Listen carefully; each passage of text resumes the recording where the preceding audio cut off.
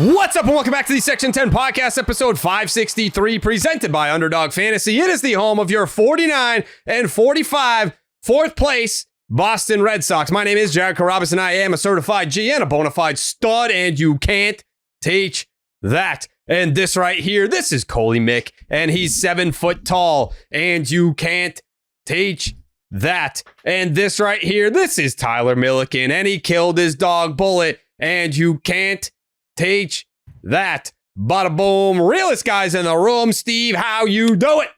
Ooh, what up, Section 10 in the building? In the motherfucking building. Brewed by Blue Moon. Suck one. Produced by Jake Yazzie. Fuck yeah. The Red Sox have swept the Colorado Rockies. What the hell? What? And here comes the Ketchup Guppies! Here come the Ketchup Guppies! Here they come! Here come the Ketchup Guppies! The Ketchup Guppies are swimming! The Ketchup Guppies are swimming! They've won 6 straight! They're a season high! 4 games over 500! They are tied! 6 straight! It's the longest winning streak of the season! 4 games over 500! The Ketchup Guppies are swimming! They're swimming! What are they doing, T? What are they doing, T?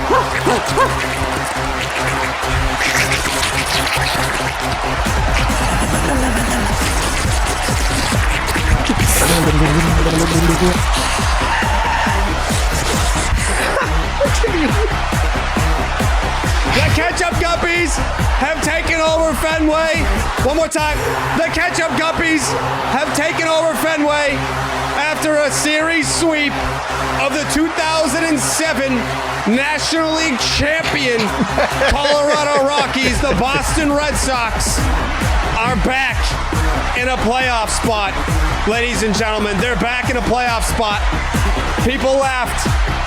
We said that they would be in a playoff spot again. They said you're a fool. One more time. They said you're a buffoon. They said there's no way that this team is playing baseball in October. But if the season ended today, I think that they would probably miss because of percentage points. But they're 0 games back of a playoff spot, T, right? Correct. Okay. All right, let's start there. Welcome to the show. This is your first time listening to Section 10. This is an award-winning program.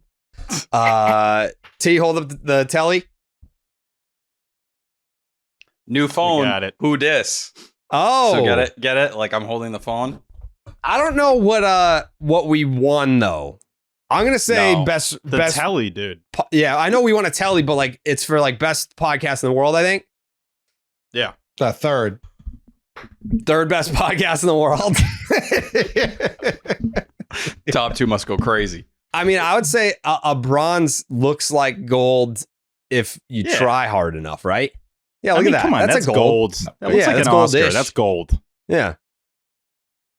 Everybody wanted these, by the way, and we won. Like, so many people were like, is this our year for the telly? And we said, no, it's our year for the third place telly. Mm-hmm.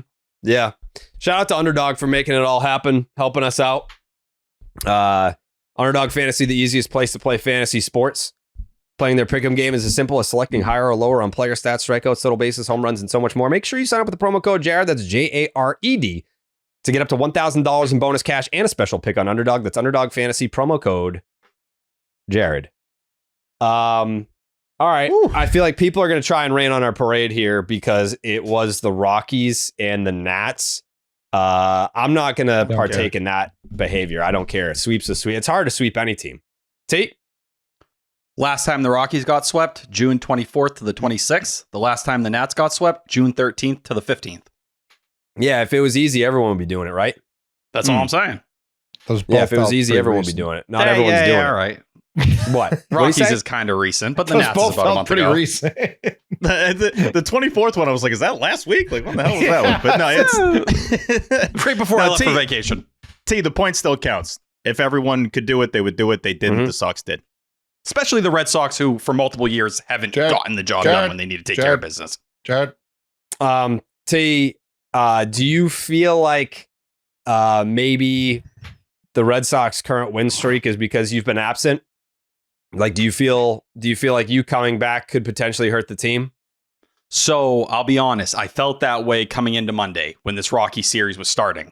But Monday was my first day back really into the Red Sox universe. I was getting ready to go back to work, getting ready for the pod. I hate ever recording and not watching the games. That's a major thing for me. But they just dominated the Rockies for 3 straight nights, and I've been watching, and now I'm here. I feel like if I was truly going to ruin the season, it would have happened already. When I was coming back from Vegas, that was the Tiger series. That was shit hitting the fan and everything going wrong. I've been back for a couple days, and so far, so good. Well, you haven't been back on the pod. Right. Technically, when they got murdered by the Tigers, I hadn't been back either. I'm just saying, I just, I don't think that you have anything to do with it. I'm just trying to, do like a check on you type deal. But you were on vacation, and are you saying that there were games you didn't watch? Oh, yeah. I'll be 100% honest. I've always been very on top of it when it's come on to vacation and, tweeting the Red Sox games and cutting highlights. But I think, like I mentioned with Vegas, I'm just at a point in my life where I need to prioritize, time with my family and time getting away from stuff because, I suffer from burnout like everyone does. This is something I do every single day, all day. And it was good to decompress and get away. And I think especially after the Raffy Devers craziness, it was good to take a step back, reevaluate, and come with a fresh mind. Nothing like family time, Jared, right? No. There's nothing like it. I agree. No, there's nothing like it.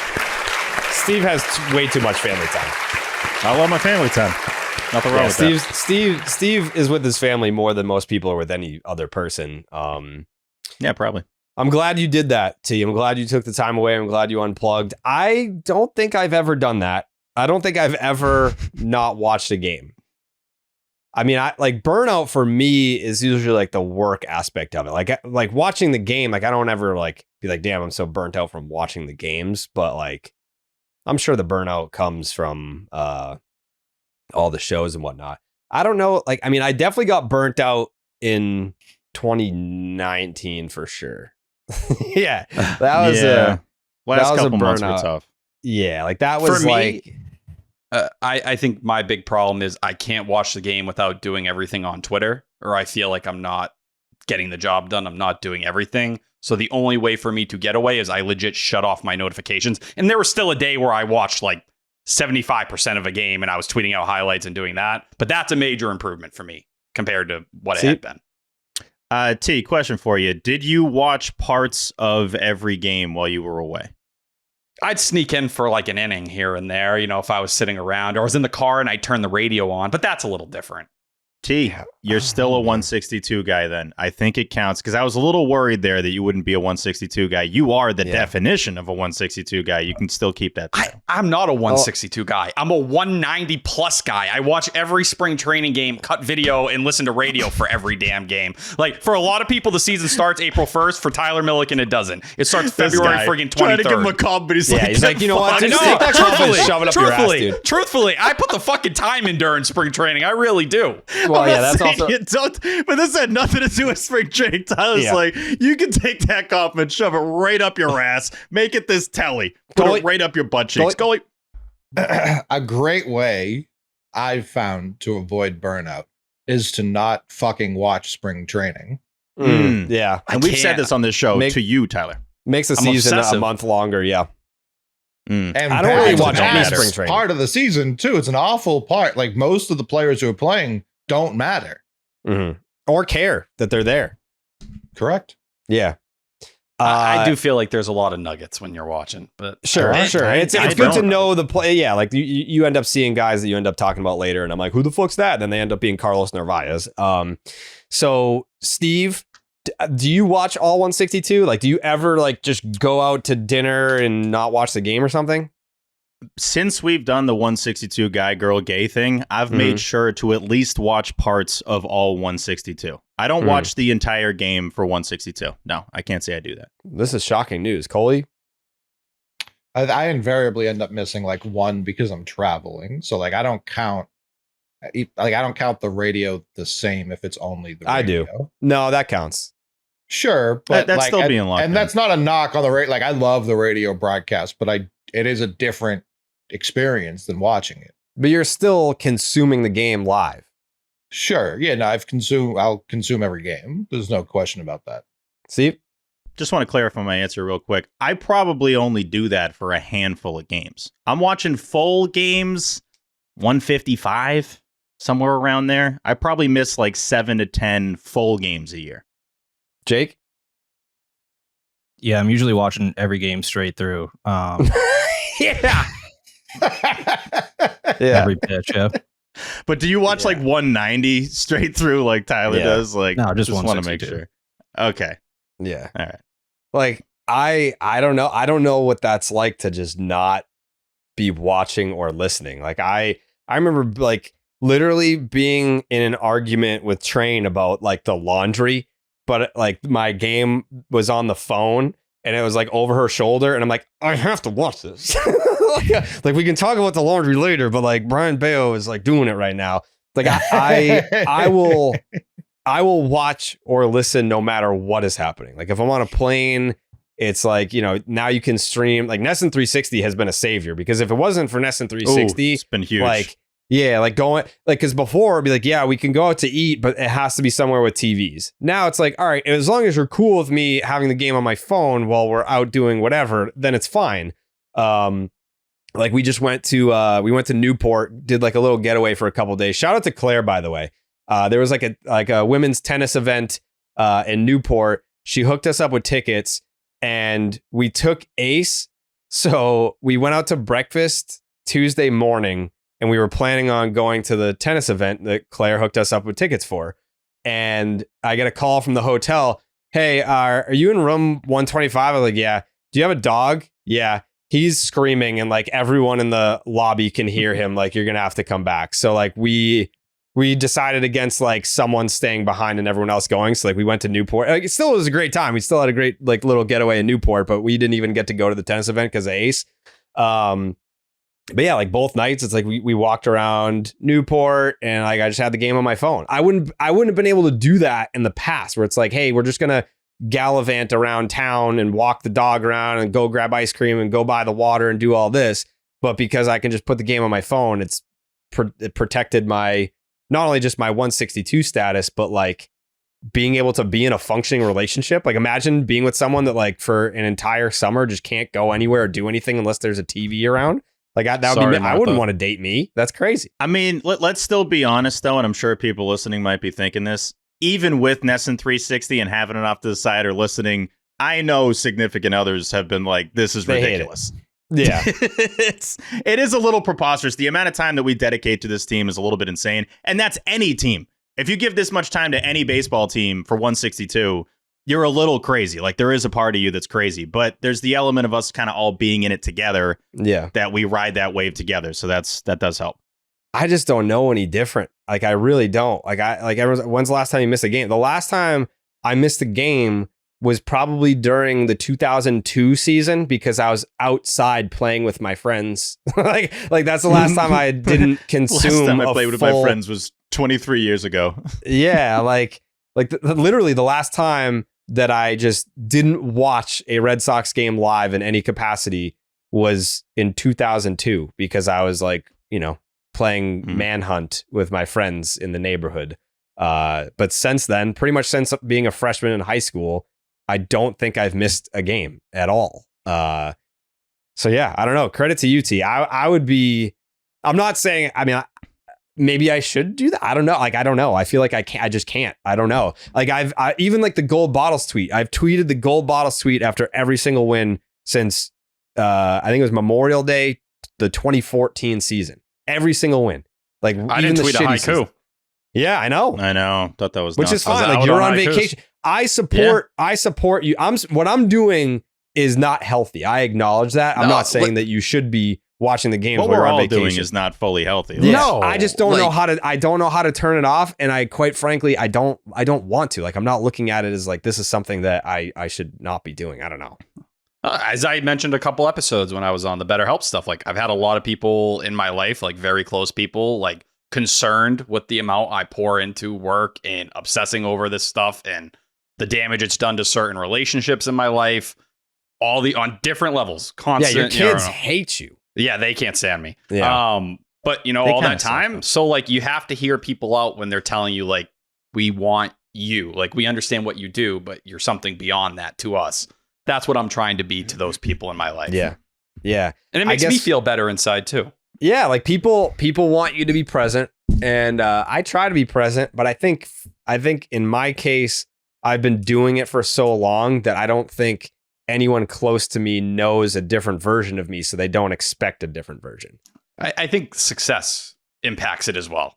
Like when you see like what the version of success is, like what you have accomplished, it's a lot easier to justify it versus other levels to it.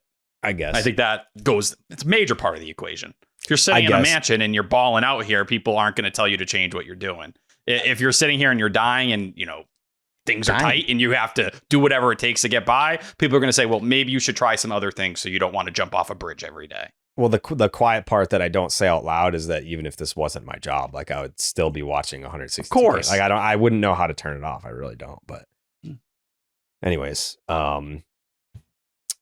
Blue Moon was born in a ballpark at the Sandlot Brewery in Denver, Colorado, so it's no wonder why you crave it. Its bold flavor, bright explosion of color, and iconic orange slice ritual guarantees a one-of-a-kind beer experience, perfect year-round. And for the moments that you want a lighter option of your favorite beer, reach for Blue Moon Light. It's a refreshing wheat beer brewed with real tangerine peel for a lighter, exceptional taste at only 95 calories. T, how many Blue Moon Lights did you suck down on vacay? I know it's probably... I lost count. I was doing it very safely, but man, day after day, a lot at the beach, man. The ocean felt great once I dipped my little toes in there. Mm-hmm. I flipped over in a kayak and almost drowned. That was really scary. But yeah, a lot of moons. Those little toes. Don't you owe someone a video of you running into the ocean? Cold water. Yeah, it's a cold plunge. Okay, either way. It's got to be a cold plunge. It can't be a refreshing plunge. No. And the beach was very refreshing. I guarantee you it'll get cold again. Guarantee you. Maybe we do it when the Red Sox make the playoffs. That's how Steve got caught up. I wouldn't guarantee that. That's true. And I mean, debts being paid on this show, they don't always get paid. You know what I'm saying? Like Pete has gotten away with the paintballs for, what was it? He was supposed to go to X amount of games, and then for every game that he came up short, he had to get shot with a paintball or something like that. Yes. He has agreed to do it. He's not saying no, I won't do it. He's just we haven't organized the event. So debts aren't collected. Yeah, I guess it's on us. You know, we have willing participants, but they're not just going to go do it on their own. Like Pete's not going to go in his backyard and shoot himself with a paintball gun. Like Matt and Lucy, I want them there when I do this. I feel like they need to be present for it. All right, so, do. How about like we do, like, so we're doing like the Section 10 cruise. We're going to try to do it in August, but like, what if we do one in January and we just fucking throw you overboard? You know what? Actually, no, I remember that kid who did that on his graduation, like boat trip, whatever it was, and then the sharks ate him. So I'm out on that idea. Well, there's no sharks in the Boston Harbor. I don't do January. Yeah. For the first time, I swam in water where I couldn't touch the bottom, and I don't want to experience the bottom.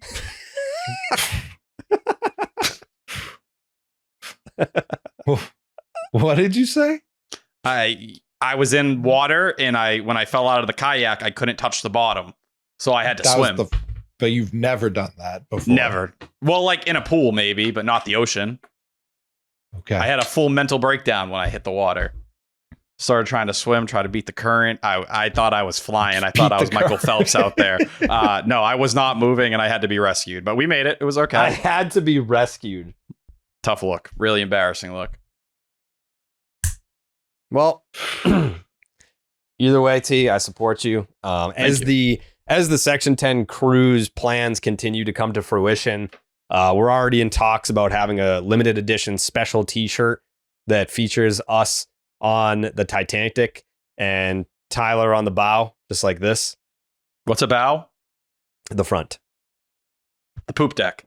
Nope. The front. Yeah. Stern is the back. Bow's the front. Where's the poop deck? I believe that's below deck, right? Where's the poop deck, Jake?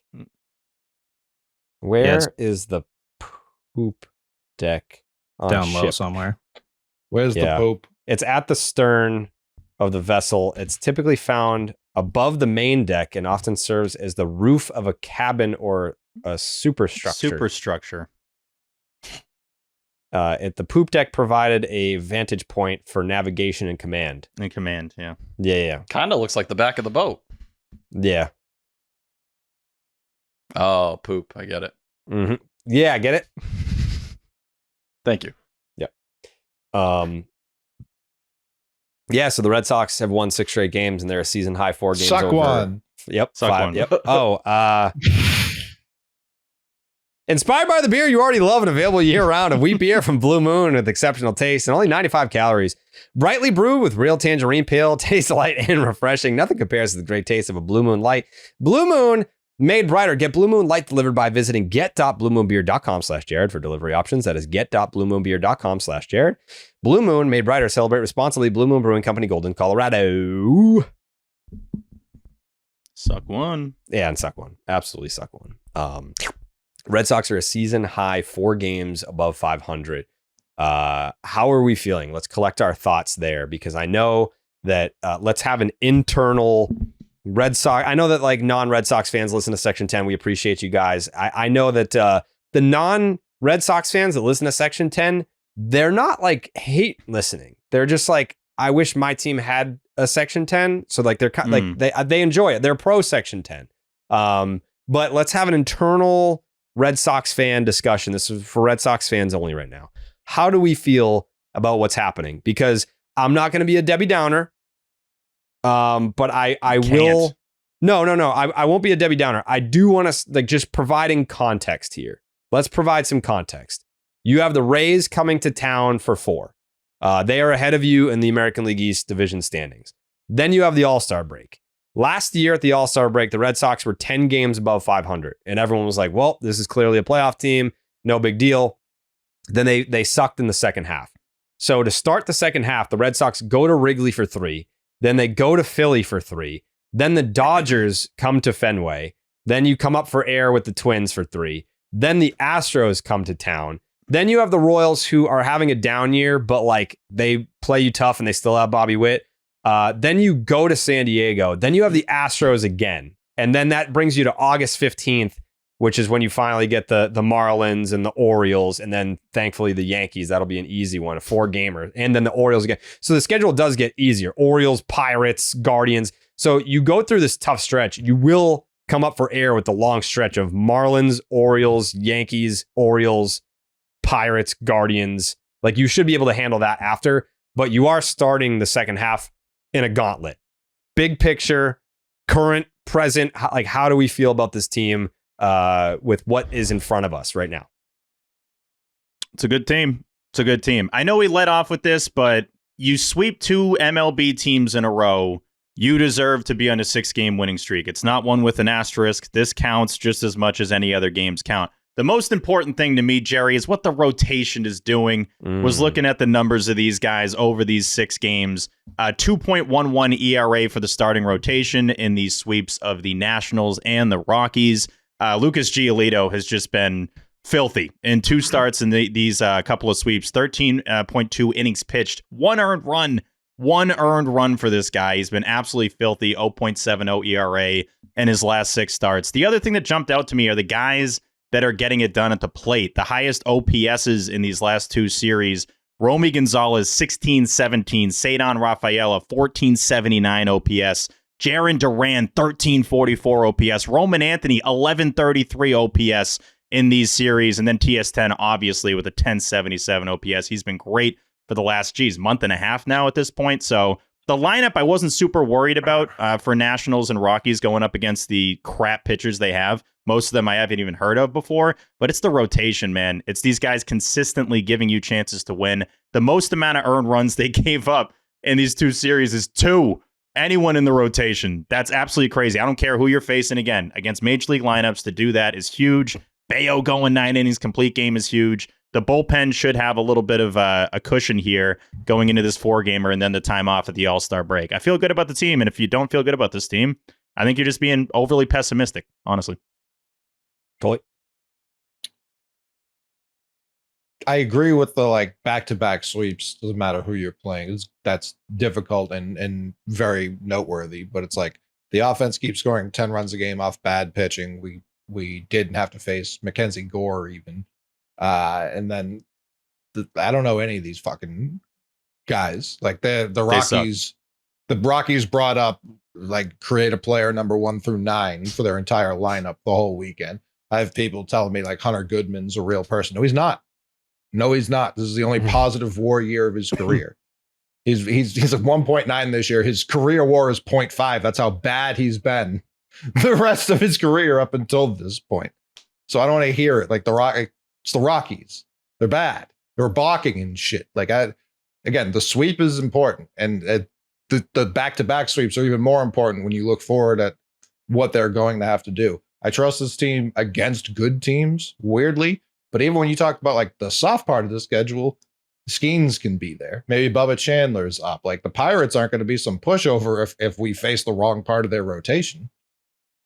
I mean, yeah, Skeens is great, but they don't fucking score runs. So like he can go 8 shutout innings and the Red Sox still win the game. He's like 3-8. Yeah, maybe. Yeah. Well, we were coming off of before these 2 series being like, man, we don't score any runs at all. I gotta get Jay Hay on this, but like Paul Skeens might be the first pitcher in history to have more wins above replacement than wins. No, that feels crazy. Like a thing Greinke might have done. Felix Hernandez. Maybe. We've seen this before. Maybe. Yeah, he's 4-7 with a 1.94. I mean, that's crazy. Yeah. Either way, T, how you feeling about the question that I posed? I'm definitely feeling a lot better than the last time I was here. And I think it's important to acknowledge, right? The Rockies are on pace to be the worst baseball team we've ever seen. Right. They're 30th in ERA. The Nationals are 28th. I do look at Lucas Giolito to think right now he's rocking a 3.36 ERA, which would be lower than 2019, 2020, and 2021. Why are those seasons are important to Giolito? Those were his Cy Young seasons. We now have the sample size of him going out there 6 straight starts of 6 innings. Brian Bello continuing to take this step forward that, you know, especially with the changeup. To hear Alex Cora really highlight that after the game is super encouraging. And Bello said it. It was the best changeup he's had all year. That feels like the next piece to kind of unlocking him. And he has a 2.78 ERA, a 3.77 FIP over that 6-start stretch. I think even if he's closer to that 3.7 ERA, it's okay. There's nothing to get upset or cry about because he's giving you that length. He's being at least a number 3 starter, and you're seeing maybe room for even more.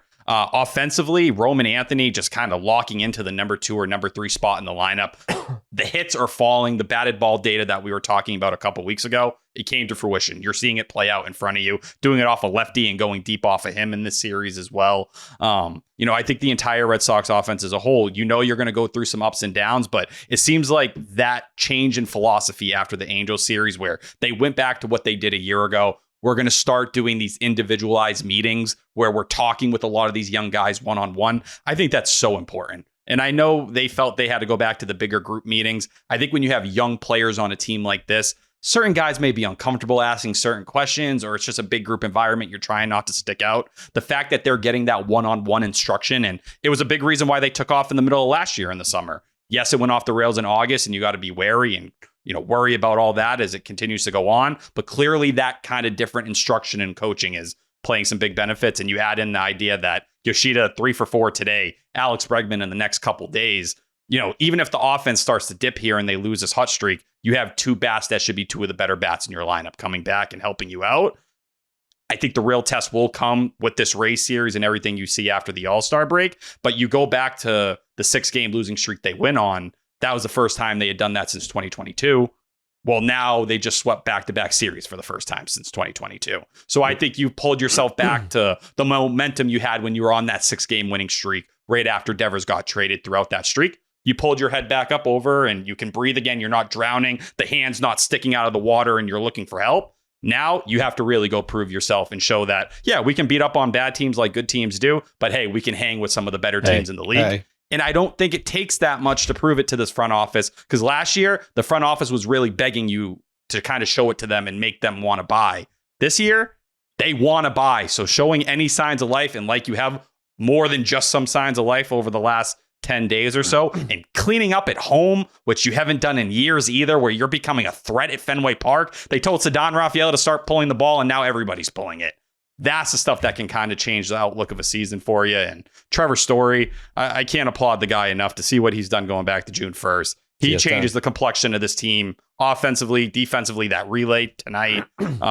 It feels like he's now one of the main engines driving him, and they need those veteran presences right now. You said a lot there. I want to go back to the top on Giolito. He's got a 3.36 And he has, let's call it 3 blow-up starts. He gave up 6 earned in 4 innings to the Braves. He gave up 6 earned in 3 2/3 to the Rangers, and then he gave up 7 earned in an inning and 2/3 to the Angels. If those are even mediocre, like if those are like 4 earned, like 2 of those are 4 earned and one of them's 5, like we're talking sub 3 for Giolito and for the whole season. You're talking Bayo all-star had that at that point. stretch. Bayo had that stretch where he wasn't getting out of the 4th either, and he's just barely above 3 for the ERA too. Like he shut down the Rockies until some made-up guy hits a home run in the 9th inning. Like I think that with them two like looking at each other and being like, "Hey, no one else wants to be the 2 and 3 on this team. Why not us? Hey, why not us?" And then doing it like they've been them two. Because if just one of them does it, we're not even having this conversation. It looks much different. And I think you talk about those 3 blow-up starts. I think about their record in 1-run games when I think about the totality of this season. Because I said after the Red series, and we came in here after that game 3 loss, I was like, I can't buy all the way in on this team until they're 5 over 500, which they're going to have to do 3-1 in this series to get to that point. They should be in first place in the AL East. If they win all the 1-run games, that's obviously preposterous. If they go 500 in their losses in 1-run games, which feels pretty fair because you still see how dumb this fucking team can be even in these blowout wins. Like what Nate Eaton did. I was just about to say it. Well, he's gone. Like, I know he's not here anymore. I know he's gone. That's why he's out of here. But he was also kind of electric. Like there was a lot to like, but he was making shit interesting out there. Ladder ball, dude. Every once in a while, they just do a dumb. Even guys like Romy, we love. He did a dumb two series. Now he can't. Now he's addicted to hitting triples to left. Never in my life have I seen someone hit more triples to left than Romy Gonzalez on the Red Sox. I had a listener reach out and say that I should take a suspension because I was like, you don't hit triples to left at Fenway, and then Romy just does it. Like the next opportunity that he gets, I won't be taking a suspension for that. But yeah, I think with this team, I was on 98.5, the fucking Sports Hub tonight with Matt McCarthy, and he was talking about how dumb the team is, and I was agreeing, but I was like, they can be a dumb playoff team. I think that they're not, it doesn't have to be one or the other. I think they can be dumb and a playoff team. They're a dumb playoff team. As far as making poor decisions, doing dumb things, being bad on the bases, playing bad defense, it's not something that is improving. Like we just kind of see it all the time, and they continue to win baseball games in spite of that. So it's not something where in the second half, like, hey, let's improve on that. It's how do we score more runs to make up for all the dumb shit that we do is kind of the game plan. And it's been working great. I mean, the number of, what have they scored? 50. They're outscoring their opponents 56-16 or something over the last 6 in these 2 6 series. Games. In these 2 series, they outscored them by whatever that is, 40 runs. 40. Yeah, people are calling it the Trump bump. Is what I'm seeing on the internet. I think that this team is this team is almost dumb enough to be the team you don't want to run into in the playoffs. Like if you're almost dumb enough. Okay. I thought it would be something else we want to clarify it with. Okay. No, like they're like, if they That's get a in as characteristic like the of young 6th teams, seed, huh? That's the characteristic of a young team. It's like they come in and they have such little experience, anything can happen. Yeah, they're like little, they're not little even realize what's toddlers. going Like on. little toddlers will walk around and like they'll bump their head and like they'll think that they hurt, but as long as you're like yay, and like if you act scared, then they'll start crying. But if you're like, oh, you're fine, then they're like, oh, okay, I'm fine. Like the 2025 Red Sox are a bunch of dumb toddlers. Like that's what they are, and they can still win games despite how dumb they are. And I don't think that enough people realize that I feel like when you try to criticize this group and say they can't make the playoffs because of reasons X, Y, and Z, well, we're not taking sample sizes here. We're taking the entire season. And if the season were to end today, they have a playoff spot. So as long as these seasons go on and we talk about us being like 162 guys, it's a reality show. And there's new stuff every night that after you watch for long enough, you realize, wait, I really like this part of this team, or I really hate this part of this team. One thing that I really like that plays along with this dumb thing, is that they're just a bunch of goofs in the dugout too. They seem really close, and who knows what the trading of Devers, the impact that had. Like, he did seem to, I mean, Jaron made it seem like he was just on the cooler because of the view. I think there was a couple reasons why he's probably sitting on the cooler. I think he just wanted to show up and hit, and that's fine. But it seems like a really close team. Every time they show the dugout, there's a new pair, like 3 dudes that are all gathered around each other, just like laughing it up or doing funny celebrations when they're hitting doubles, Jerry. I didn't want to go here because I don't think that this is entirely it. Oh, Coley, don't shake your head. Don't shake your head, He's Coley. already shaking his head. Does the team feel looser without Raffy? I think so. I think so. But I think they do, but I'm not making that What a whole has thing. I'm not making that a whole Did they thing. feel What that has loose when they changed? lost 6 in a row? I mean, winning helps, sure. Yes, it does. that's what it is. Well, that's why I said you're having more fun when you're winning games. I don't think taking Raffy Devers out of the equation. No. I think winning is the number one thing. Yes, winning is the number one thing. And But- it's what Duran talked about. But it's the chicken or the egg, Tyler. It's the chicken or the egg. Are they loose because they're winning, or are they winning because they're loose? We don't know. Coley? Was anyone complaining about the loose or tightness of them after they swept the Yankees? No.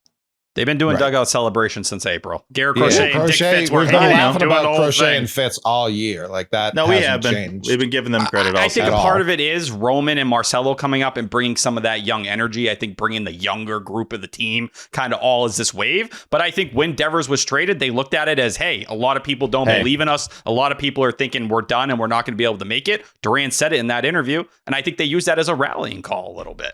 Jerry? So just to add some more context here on the Rafael Devers discussion, and I know that there are probably people listening be like, well, we really have to talk about Devers after a sweep. No, we're not talking about Devers after a sweep. We're talking about this group. We're not. 2 sweeps, idiots. Yeah, it's 2 sweeps, you moron. We're talking about this group's chemistry in the present and the factors that contribute to that.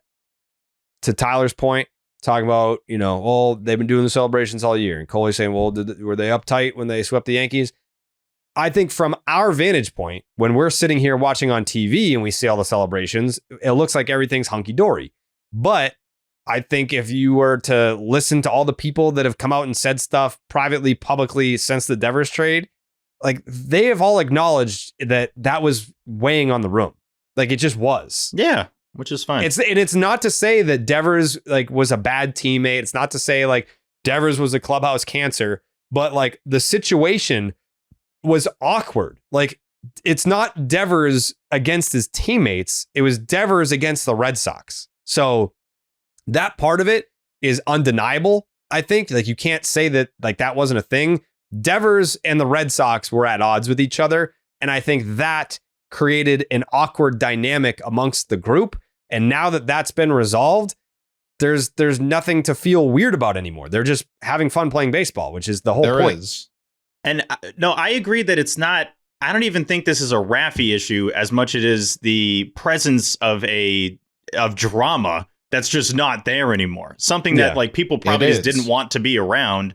And then it's okay, well, that situation's over now, so we can at least breathe a little easier. And without even the players needing to have some kind of super negative feeling towards Raffy or the team, just the presence of that going on, of course that was going to make things a little uptight, and not having that, the removal of that is going to make you a little bit looser. Now, the direct correlation between how they're playing, it's easy to say that the result of that is because it's the Nationals and the Rockies more than that Rafael Devers isn't here. Yeah, I don't think we would have struggled that mightily if Devers were here against these 2 franchises. No. But You tell it's Alex also- Cora they would have never hit a fastball. If Rafael Devers was on this team, no fastball. Nobody's ever catching up to one. Not a single guy on the team. I completely reject the entire premise that there's no drama or anything hanging over the team right now. That's just factually incorrect. Are you talking trade stuff, rumors? They have 7 outfielders on the active roster. That they will Of be course. trading people. Yeah, it's Marcelo nice to Meyer, hear. you got McAdam coming Different out saying drama. they're going to say much more personal to the players. They're saying they're going to drop Meyer down to activate Bregman. I can't imagine Roman's going to love that. Like, there's a lot of drama, so I can't really buy that. Like, this is some drama-free situation. Baseball That's like every year, though. drama, though. That's baseball roster drama. Not the less outfield than part, like no. your franchise player being at odds with the owner of the team and pissing off the manager. Like, that's a different kind of drama. It's a little harder to ignore that when it's happening in front of you. Trade rumors are kind of, it's a woozy, it's a what. They're just like, it's just that time of the year. It's that time of the year, so they're hypothetical. It's not like a real living thing. All right. So hypothetically, they don't make a trade. Someone's not playing on a night-to-night basis that fully believes they should be starting. That's of course, bad. yeah. Bad. Like, that's exactly what happened to the Celtics. It's the exact same thing. They had too many starters. They had 8-9 starters when you can only play 5 people, and it rotted them away, and it took them years to get out of it. Years. No, the situation's obviously not great. The outfielder, they all know that, though, right? I think them being aware of it, you can kind of try to turn a blind eye to it. I mean, even Jaron said he just ignores it as best he can. I don't know how else the players are going to handle it. It's more a situation caused by the front office than the players. Like, no doubt. So is the Devers situation. It's the same thing. Jaron has said all the right things for a situation where it's like, hey, I got like MVP votes last year, and now I'm being moved into center. Sometimes I'm DHing. I'm on the bench. I'm going to have to pinch hit. He's like, whatever the team needs me to do. And I understand, like, he may not feel that way. I don't know. I mean, I don't, whatever conversations that I've had with him have happened on this show for public consumption. Like, I don't ask him about that stuff privately, but he's handled it well, like for a situation where he could put up a stink about it, given how he performed last year. And I understand he didn't perform great the start of this year, but over the last, whatever it is, 10 or so games, basically since he came on the show, he's been one of the fucking best players on the team. Sure. And there's also been one game where Yoshida's been up and it's actually been a real tangible thing to talk about. It hasn't been up until this point. Yeah, I do wonder what that looks like a month from now. Because Cora did say, and I once again, I do think these are subtle shots at Devers from him. I don't think he's trying to hide punches here. But to be like, we're all on the same page here. Everybody understands what it's going to be. And everyone's willing to do what it takes to help the team. He said it's the deepest lineup they've ever had, pretty much. What does it look like in the middle of August when you do have a guy like Duran or Abreu who have to basically say, damn, they're playing Roman Anthony over me. And yeah, say what you will. Number one prospect in the sport. I want Roman Anthony out there. But to those guys, they're going to be like, well, what happened to what we did the last couple years? This guy just jumped us on the depth chart. You just got to hope they all can buy in as a group. And I do think there's a lot of people in that clubhouse who fit that and are part of that mold, but we don't know till we see it. We also don't know at all what Yoshida thinks about this season. Like, you talk about the ultimate team player. He could have played fucking word. He could have played the whole season. He's been fine. Like, he could have literally been active the whole season. And he looked perfectly fine tonight. He looked perfect. I mean, he looked running, great.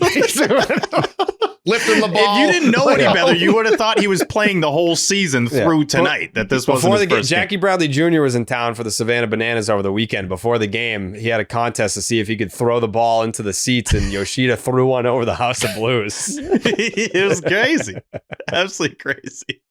He looked as healthy as could be. Not even just like recent healthy. He looked like, yep, I have, rhythm, momentum, all of it from an entire season's worth of games. It's pretty crazy. He hasn't said a peep.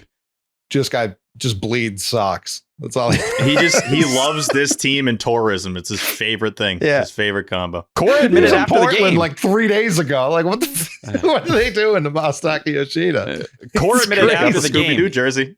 He thought Yoshida was going to have a problem. He's like, I thought how we played this out over the last couple months, like he'd feel some type of way or he'd be a bit uncomfortable with it. Then Cora tried to say that he couldn't, like, the shoulder did impact whether he was going to be able to hit. Stop it. You didn't put him in a spring training game to hit if he couldn't hit. Like, let's be 100% real here. Yeah. Cora was like, for him to pick up a first base glove, Japanese, come on, dude. Like, I don't know what. These guys are always knocking on my door. It's like, I don't know what you're talking about, pal. Yeah.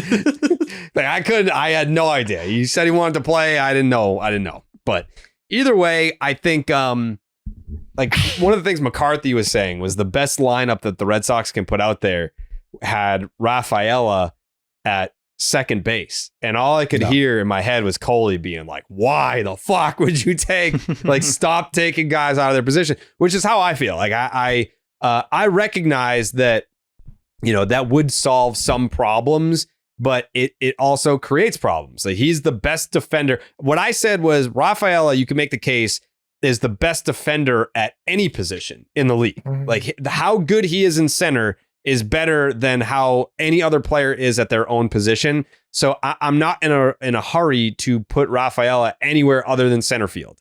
And in doing so, Willier's great, Gold Glover out and right. Jaron has struggled defensively in left, but Roman Anthony's the number one prospect in baseball, and Alex Cora has said lefties, righties, ambidextrous pitchers, he's going to be out there. So, and he even, I thought the other day when they were tweeting the video of Roman out there trying to learn the ball off the wall and left, I'm like, well, there's the writing on the wall, no pun intended, but it's it's a situation Played that where one perfectly today. Yeah, like if you are So Jaron did Duran in center too. So Look better at center. Sean McAdam said on his podcast with Catillo that, don't be shocked essentially if Duran doesn't get moved. If no outfielders get moved and they just want to move forward with the four of them to try their best to try to win baseball games with all four on the roster. But I'm paraphrasing, but to the degree of it's hard to envision a world where he's on the team during spring training next year. So it's like, if he's not moved at this deadline, then he'll probably be moved in the offseason. So yeah, it doesn't seem like he's long for this team, but every single night over the last couple weeks here, he goes out there and he does something where all the fans are like, "What? Wait, why did we want to trade this guy? Like, look at the difference that he's making." And now the power's coming along. He's homered in 2 straight games. The home run that he hit 2 nights ago was the longest home run at Fenway Park this season. What was it? 455 feet. Hit another one tonight. And, the dude's just, it's constant chaos in the base paths. Now he's playing how he played last year. And is that in part because he's just now at peace with the situation? Like, it's like, if all these trade rumors are going to come to fruition, like, at least I'm going to, go down swinging, or am I going to fight to make it so that it's a really hard decision to trade me? Like, it has to be some impact has to have been had. Like, the worst possible outcome would have been him being like, fuck, I'm getting traded. That means I suck. And then he believes that in his head, and then he plays like shit, even more like shit. But it has had the adverse effect. He's now playing like he played last year. And if they are going to trade him at this trade deadline, he's going to make it a really difficult decision for Craig Breslow. Well, but it may be easier because someone may approach with a package now that you would not have got a week or two ago. Someone may be willing to put more. And I think that's what it's going to come down to. I think Craig Breslow wants the proper value in this deal, because the way he justified the Devers package, while some people considered it light, he looked at it and said, we're getting the money off the books. At least I can look at that and think we're going to use those funds elsewhere, whether you believe they're going to or not. Duran, like, they are going to be trying to find essentially a pitcher version or a player that fits on the big league roster that can kind of make sense in that way. I think that's why we're seeing a lot of these Joe Ryan rumors where you're getting a guy, it's a baseball trade, everyone keeps calling it, but hey, we flip a place, we have depth in the outfield for someone who could be our number 2 starter for the next couple of years until 2028. Maybe you extend him beyond that. Joe Ryan's a number 4 on this team. Sure. On a good day. Yeah, but I think that's where it's going to be. I don't think they're willing to just sell to sell if they're not going to get like what they find value. And I think even for Wilyer Abreu, it depends on what people call with. I don't think they're selling. Well, the one thing Jared said it was 4. It is 5 now, because you can use the 4 outfielders when the DH is open. But Yoshida, even if he's going to keep pretending to be a first baseman before games and just look simply adorable doing it, like, that doesn't help either. Like, Toro and Romy have been so good. Romy's hitting righties now. Like, they have a jam. Like, I don't know. And that's also why, to Jared's point, I did want to make it super clear. Like, I don't want to trade you because you suck now. I want to trade you because you have a lot of value. That was all. Like, anyone who wanted to trade him because he sucked is an idiot. That's not when you trade people. It's a stupid way to handle business. I think one of the tough parts of Jaron playing this well is that every time he's getting a home run or hitting a triple or making a great play, I'm thinking like Breslow would think and be like, good, like, this is only going to improve his trade stock. I wish that wasn't the case, but at least in his head, in Jaron's head, I genuinely believe him when he tells us that he doesn't think about it or he tries to like get it out of his head the best that he can. Because since he came on the 10, not to say it's just the 10. He unfollowed the show. No, I know. But yeah, to try to avoid seeing some of that stuff. So I believe he does try to avoid any of the negativity, even though we weren't even talking about him like that. He's on a 10-game hitting streak right now. He's got an 1105 OPS since hopping on the program, hitting 318, 3 bombs, 2 triples, 4 doubles, 11 runs. Obviously, to your point, Jerry, he looks like Jarren Duran. I would say for the first time all year, this is the guy, the Angry Lizard guy that we really haven't seen much for the first couple months of the season. And now he's doing exactly what you would want him to be doing, which I'm sure other teams are saying, we'd love to have that guy. That's the exact version of this dude that we would love to have. The Red Sox put themselves in this position. You guys know I'm not the hypothetical trade guy. I'm trying to enjoy the success they're having right now while just completely ignoring the fact that there's an obvious issue at hand. So it's easier said than done. Like, I don't got to be Breslow, but I am very interested to see how they handle this situation. Because like you mentioned, Jared, if they keep all these guys, I think they are the right kind of dudes that could make it work in terms of character. But at a certain amount of time, like not being in there every day, how's that going to impact their performance? That's going to become part of the conversation. Because in the middle of this, we're watching Wilyer Abreu come off the IL and absolutely light it up. It looks like what April was for Wilyer Abreu. Hell, getting hits against lefties. Hell. Fuck, I knew you guys were going to do that. Fuck. But for him to be at a 123 WRC plus, like not making it any easier here. It's not like one guy's slowing down. Even Ceddanne Rafaela, whenever we had the second base convo, a couple months ago, it was, well, he needs to be in center field to provide value.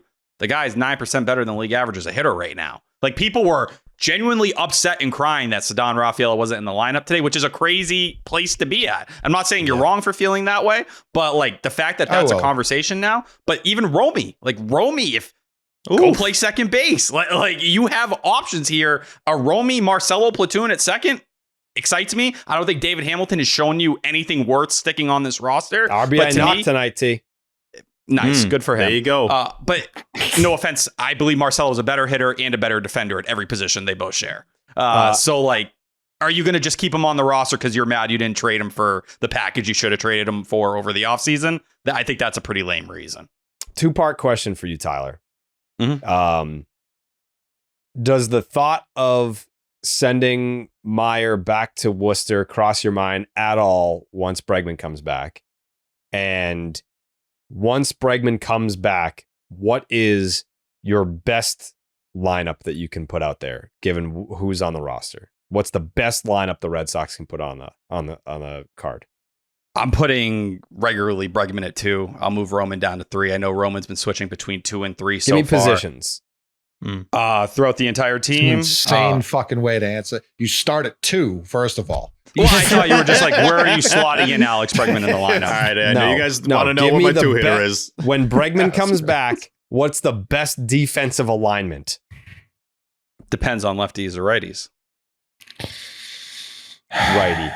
Let's just say it's a righty. For defense. It's a righty. Alex Bregman at 3rd, Trevor Story at shortstop, Marcelo Meyer at 2nd, Abraham Toro at 1st, Carlos Narvaez at catcher, Ceddanne Rafaela in center field, Roman Anthony in left, and Wilyer in right. And I'm probably making the Duran trade. I'm trying to find that package. I'm trying to do it. And if you can't, behind the dish, Narvaez. It's obviously Wong. Come on. But I think that would be where I try to make it all work. But I think that is your best team right now. And it sucks to not have Jarren Duran in there. But it seems like the most functional roster at that point in time. So the first question, DH? you're not entertaining optioning Meyer. No, I'm not in that camp. I'm not into it. Neither am I. No. I think it's fine platooning him. Like, I think he's the exact guy you do platoon. Never hit lefties really well at any level throughout the minors. But guess what? You have one of the best fucking platoon players who can play second base in Romy Gonzalez. Like, if there was a match to be made for 2 guys, is that not it? What is it about David Hamilton that this team just can't quit? He's fast, and they turned down a trade over the offseason they probably regret. I don't know what they do. That, to me, was more about the money they were going to be taking on than the trading of Dave Hamilton. You're talking Castillo? I didn't say anything. I just said I didn't money want to say. theoretically tied into the Luis Castillo for Dave Hamilton trade. I think is Stats why had they it didn't do that. in his Substack that he heard it was Luis No, Castillo. everyone saw that. It was But RIP just stats. truthfully, I don't. David Hamilton hasn't shown me enough at all this year to deserve that spot. For me, if they can't say like, oh, we want Meyer to play more, they just sat him against every fucking lefty we played. Like they're already platooning him, and Which he's was not, stupid. He should start at least one of those games. But it's more like I want consistent messaging at some fucking point, because it can't be, oh, we got to send him down. Like, you're not doing that now, so who cares? But also, like, you can't sit here. They're both lefties, him and Dave Hamilton, and Dave can really only play second. Like, that's it. That's Meyer it. That's could the play problem. short. He could play third if one of those guys either needed a breather. Like, you could play him at 3 positions on the diamond, and you're not having a tremendous fall off with the glove. And that to me is like one of the biggest things there, whether it's getting someone a breather, it's just the versatility. It's a more functionable roster that way. That's just kind of like the truth to it. And then first base, like as we've seen, maybe Romy's at second and you let Toro keep going out there until he cools off. Maybe you find another platoon partner that makes sense. It's not easy with the current state of the roster, but that's why you see Yoshida faking it at first at times as well. You know, where they're trying to get him reps. I don't think he's actually going to ever play there, but right now, Toro's doing the damn thing, and I bet they are willing to call and see what first basemen are out there. Will they actually make that deal? Probably not, but something they'll probably listen on. I don't want anything. I tweeted that the other day. I don't want anything to do with that. I think the Romy Toro platoon has been excellent. There's no reason, like, if you are going to exert energy at the trade deadline, it's got to be an area where it's just glaring that you need an upgrade. And the bullpen is probably the first thing that comes to mind, especially if Coley's trading Aroldis Chapman. It's like, well, what's the contingency plan? Like who is replacing Chapman? You need, like, especially with Greg Weissert, he's clearly out of gas. Is he ever going to return to the first 2.5 months version of Greg Weissert? Because if he's not, Hicks has not impressed yet. Someone who's else the fucking has. asshole from the Twins? Jorge Alcala hasn't. Yeah. He's got like a 1 ERA. He's been great. He's been filthy. He's not walking anyone either. Yeah, he's fine. Slayton's rehab doesn't seem to be going too well. He has not advanced. Well, they moved him to beyond the just 60 throwing. day, right?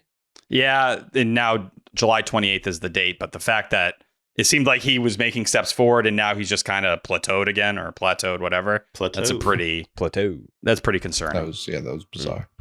I mean, even if, like, you're talking about the best lineup, one, are we sure Yoshida's better than Duran at DH?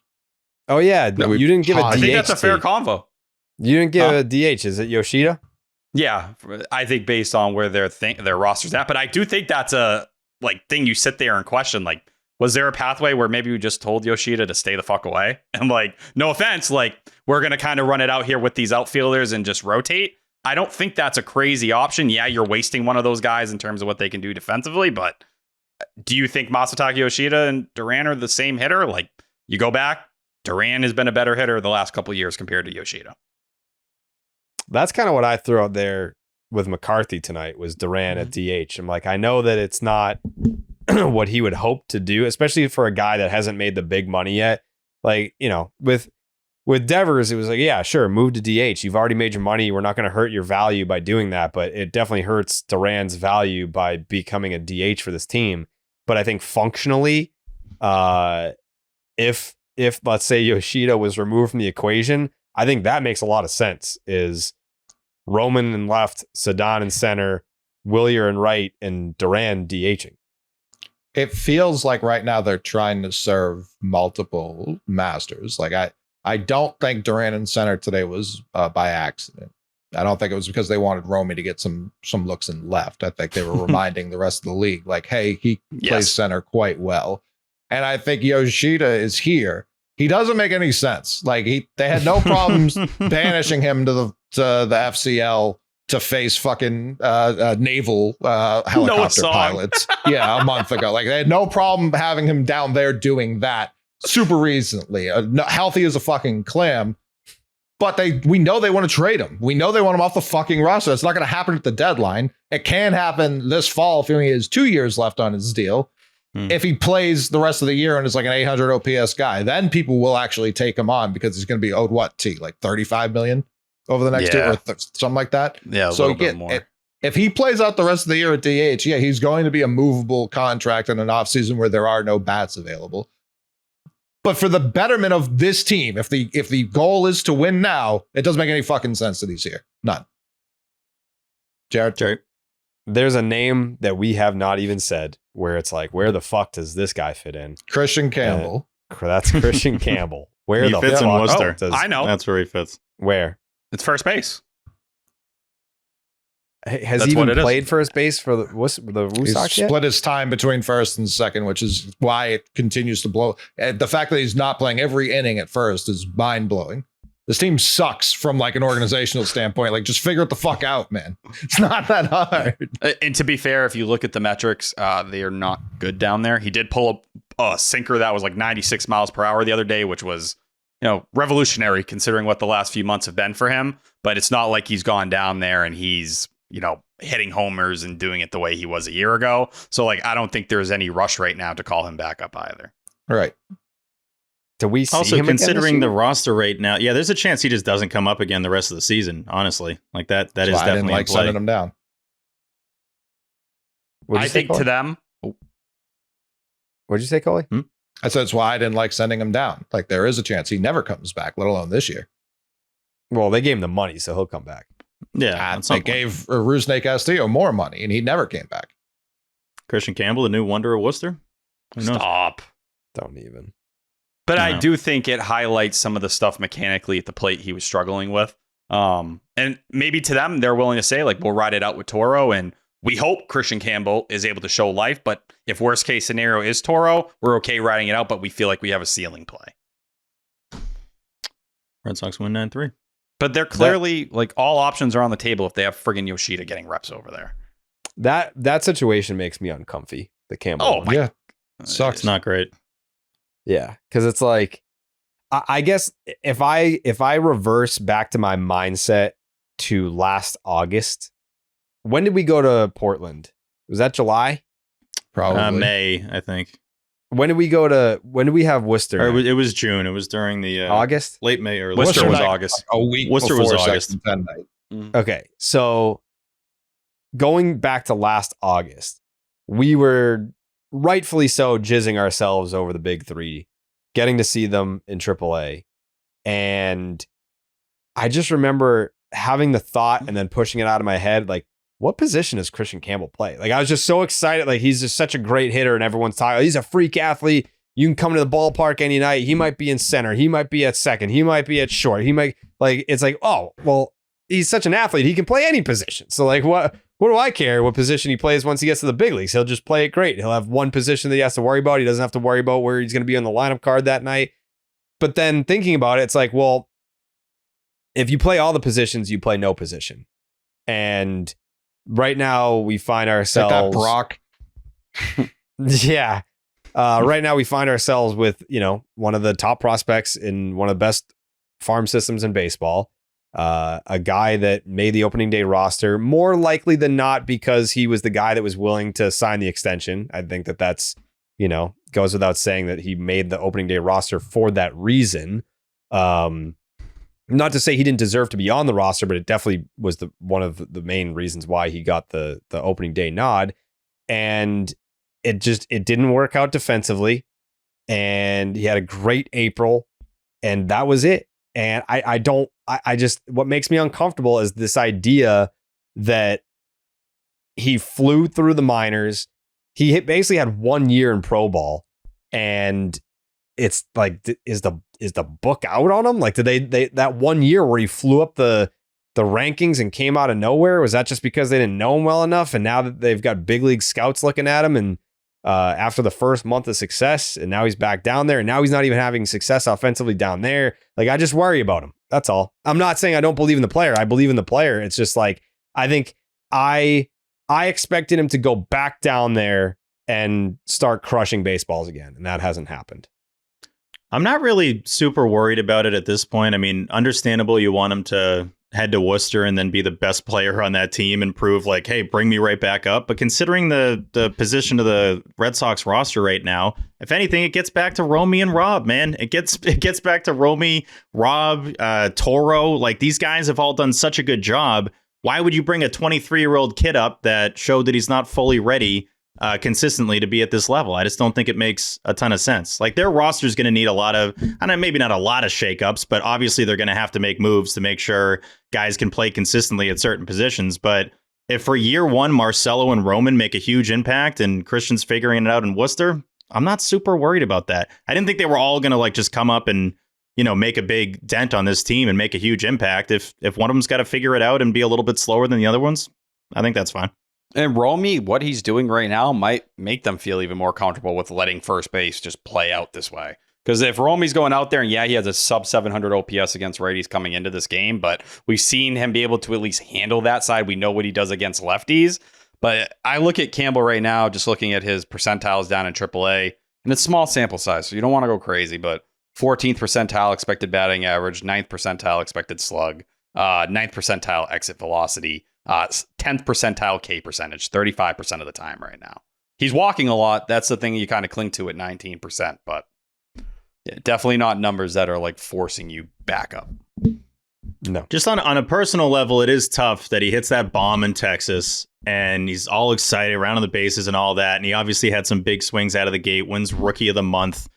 And then, you know, has probably the second lowest OPS for May behind, I think, TS10, or maybe it was the lowest one. It was those two. That was yeah. So it is tough to go from that to this. And then obviously Trevor has taken off since then. So you probably feel like the odd man out, especially looking at the big league club and Marcelo and Roman are there with Breggy in the dugout and everyone, you know, it just seems it's like the Squidward meme where everyone's having fun and you're the guy that has to watch it from Worcester.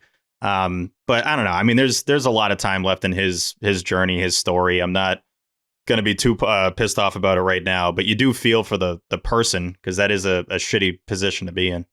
And the conversation does change if, you know, we all want Bregman extended. I think we all believe he's going to be extended, but if there's a world where that doesn't happen, that changes the equation too. Yeah.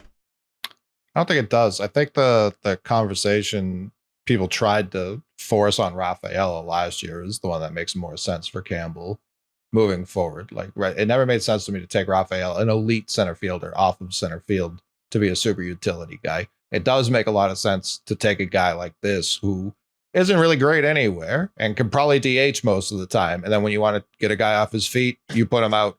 What did he play? Left, center, second, and now he's playing first down in the minors.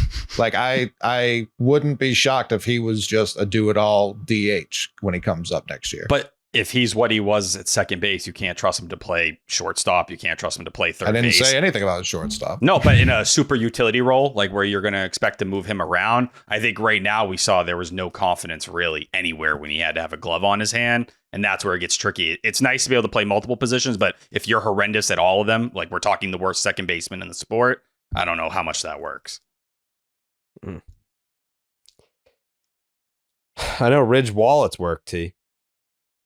Shout out Ridge Wallet. Yeah. When I flipped over in the kayak and I almost died, the one thing that stuck to me and floated to the top was my Ridge Wallet. It was able to survive the rough currents of the Cape Cod, which honestly, I didn't think I was the Cape Cod. The amount of near-death experiences for you, T, it's crazy. You're just never going to die. Yeah, a lot of people think it's like this giant, crusty leather brick that's just going to sink to the bottom. No, it's not. Many people thought my back would hurt because I had the wallet in my pocket while I was on the kayak. I didn't even feel it. And you want to know why? It's because of their unique, slim, modern design. It holds up to 12 cards plus cash. Listen, I'm carrying bands around with me all the time. I never know who I have to throw some cash to or leave a nice tip. So it's nice to know I can keep that cash in my pocket. It's made with premium materials like aluminum, titanium, and carbon fiber. There's over 50 plus colors and styles to choose from. I don't have my wallet in front of me. Unfortunately, it's drying out from our little experience in the water. Does anyone else here have their Ridge wallet to show off? Thank you, Coley. That's why you're the GOAT, the man I can always depend on. For you other guys who may have lost it and don't know where your wallet's at, all Ridge products have a lifetime warranty. This is literally the last wallet you'll ever have to buy.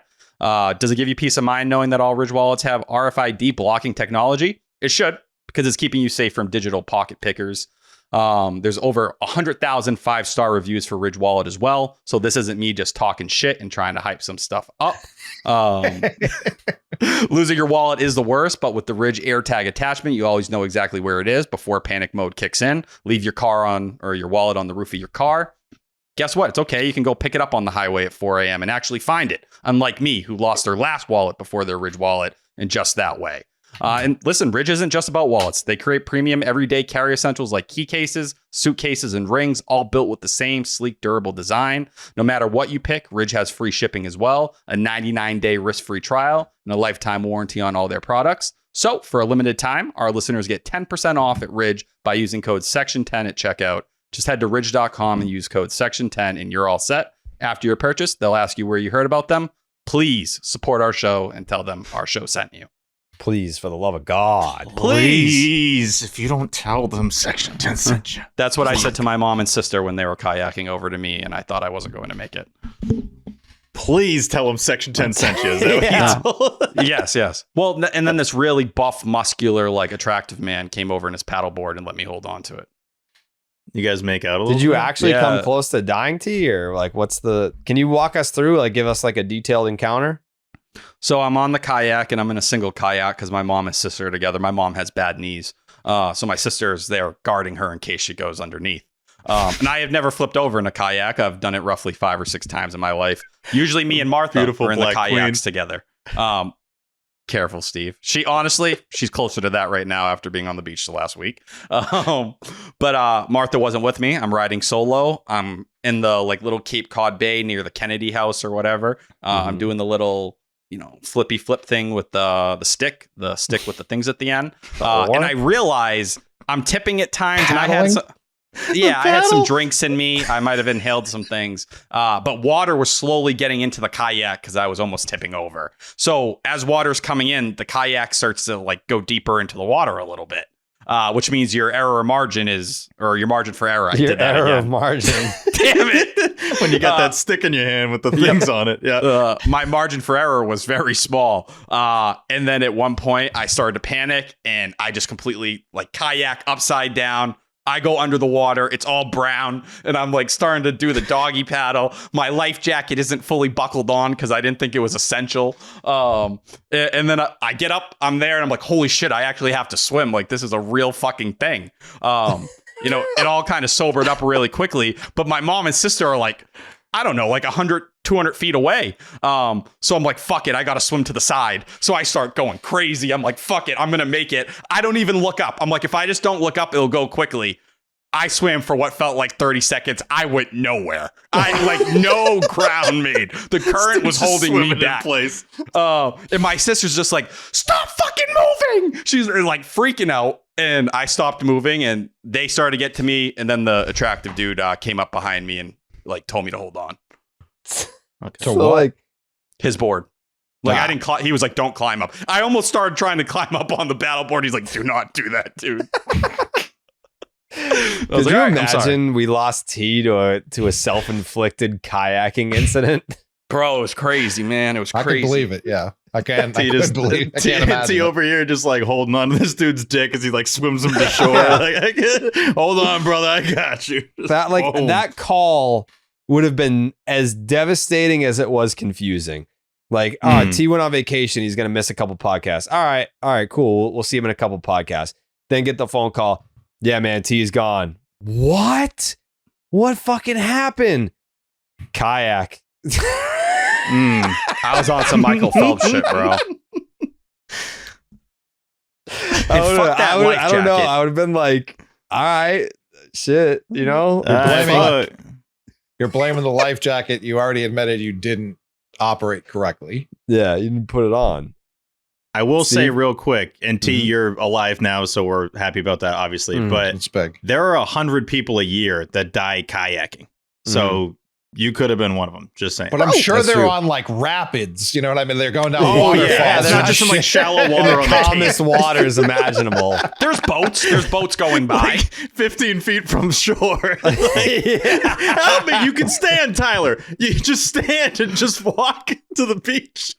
I can't. Man. Everyone's laughing. These fucking fools are just flying by me think it's funny. That was scary. sounds funny.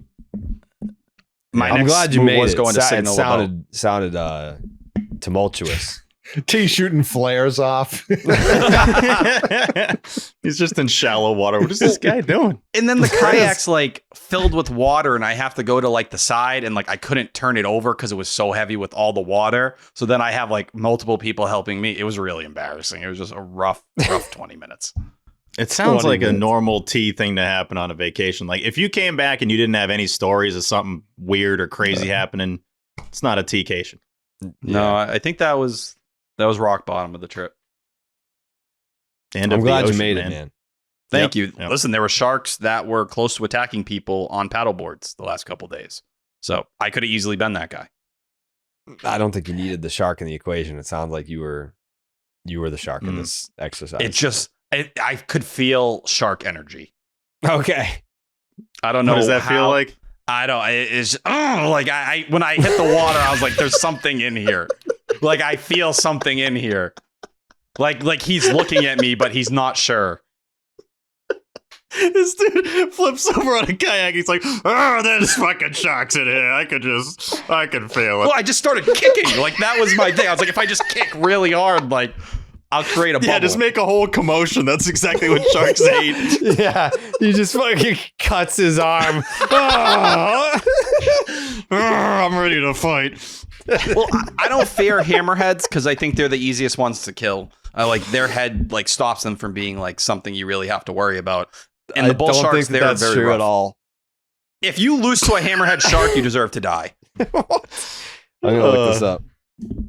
How would you attack a shark, T? If that This- situation. This guy looks sweet to you, T. His mouth is underneath. He ain't fucking with me. I'm not scared of him. He's Oh wow, no, his Yeah, mouth is that lower. looks pretty intense. yeah. You're Hammerhead getting shark fucking- attacks on humans are extremely rare. Unprovoked hammerhead shark attacks since 1580. Who the fuck is keeping this data? Yeah, why isn't it since 1600? Most I don't like that. it's most 1580. people that were keeping data were in the seas during the 1500s. So that That's makes sense. fair. That is Since fair. I got a lot of data. 1580, there have been 17 documented unprovoked attacks by hammerhead sharks with no fatalities. Exactly. No Some one's ever sources died. round up to 16 to 18 incidents, but consistently report 0 deaths. I have an eye for this stuff. I'm telling you. A great white though, that's a problem. But I would huge hit him in the problem. fucking nose. Thanks. Yeah, how are you attacking a great white, T? What does that look Yeah. like? So when he comes in to bite me, I'm going to shit and punch at the same time. It's piss. It's piss that they don't like, not Oh, shit. I'll push whatever I can out. T just shits on his hand and then like punches it. Take that. You didn't expect a shit punch, did you, Great White? I have a plan. The shark's swimming up all badass, and T just hits him with the shit punch. He's like, "Is that shit? Oh my What the fuck?" Swims away. I'm just picturing you as Quentin Jaws, like you're going down, you just shit on your hand. You know what? I'm actually no, I'm gonna leave. That's gross. That's it. Listen, you take a bite, it's okay as long as you don't finish me off. He's gonna rip this guy. He's got poop on his hands. Like, I'm not gonna eat that. That's disgusting. What's wrong with this guy? Guy's weird. No, don't get that guy. No, guys, not him. Not him. No, he's the shit guy. Yeah, he's the shit hand guy. Avoid that guy. Yeah. I think they're killing you. I think they're calling like their killer whale cousins to come toss you in the sky. Or Free Oh, yeah. Willy me. They're just tossing me around. Yeah, Great Was your- films. like, I know that you recognize this event as life-threatening. Did your family, or did they think it was funny too, or did they also think that maybe your life is at risk? The first like 10 seconds, I think they thought it was funny, and then they were like, "Oh my god, no!" Like he's tweaking out, like he thinks he's gonna die. Which, like, you know, I think I would have found a way That somehow. happens a lot. But no, the way they were paddling over to me before they saw the guy come up to me was like very urgent. Mm. Was Martha How there for hot? this? This guy was No. really hot. I just want to clarify the hotness. So this guy was really hot. You're saying? Yeah. I would describe him as like a Johnny Damon-esque kind of character, like long hair, like very like beautiful beard, tall, like 6'1", 6'2". Oh, okay. Just looks like he's on a paddleboard all the time. You know what I mean? And Mhm. not one of the cool guys. I wish he had a dog. I've seen a lot of those people. They interest me. But just a man in his paddleboard. Okay. Yeah. Shout him out. You get his name? Shut that guy out. What'd you say? Did you get his name? Yeah, Daniel. Shout out Daniel, man. Big D. Yeah. Did you tell him about Section More 10? ways than No. one. Yep. Not at Why all. not? You should have been like, After he saved your life, you should have been like, I got a podcast. We're probably going to talk about this. So Yeah, I think he probably was like, this kid's never going to tell anybody this happened to him. Like, it's that embarrassing. Yeah, But just no, tens shout of out Danny. thousands of people. Yeah, instead he's just telling thousands. But It that's sounds T. like you have no idea how to swim. Oh, no, I swim pretty well. I think I just wasn't That's ready not how to this not. story went. Well, I mean, you weren't there, Coley. He tried to swim in the pool at the All-Star Game house last year. And it That did was not moving. go well. That didn't go great. No. I was swimming well, Almost but took I had him out. It did take him out for the It rest of did. the week. water in my lungs. No, I wasn't prepared. I didn't know what it was like to swim against a current. And I think You were in that a was my problem. kayak in the ocean. What do you mean you weren't prepared to swim? I was prepared to be in the kayak. But when you hit the water, it's like when you get punched in the mouth. Like, oh my God, like I didn't think about this. Now I actually have You're to acting survive. like you were out there in the perfect storm, just going up the wave, and then like it's not you're in a calm. I mean, in T's defense, he had that stick with the things on the end. That normally Right. prevents you from going in. I thought it would hold me up. It was not holding me up. Only T. I'm trying to do more kayaking adventures, though. I would say don't. Yeah. Yeah, that's your biggest takeaway. Do more of that. It was scary, but it was kind of like electric at the same time. Am I like, like frozen? feeling you like my met, life you was met a on the hot line. guy. Everyone It's gotta was be fun. frozen in intervals. You're okay. I'm looking at it right now, and the only person that's not frozen is Jake. Okay. Oh, everyone's good Yeah. to me. Everyone on mine took a turn freezing. Mm. Oh, that's weird. Maybe it's a Riverside thing. Yeah. Anyways, Red Sox win 10-2.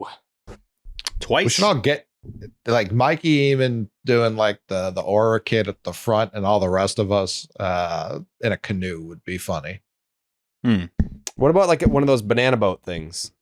Oh, I love those.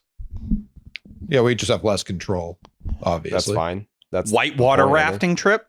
No. I'm not going anywhere near you and whitewater. I went on a whitewater rafting trip in like 2015. Crazy you're still alive.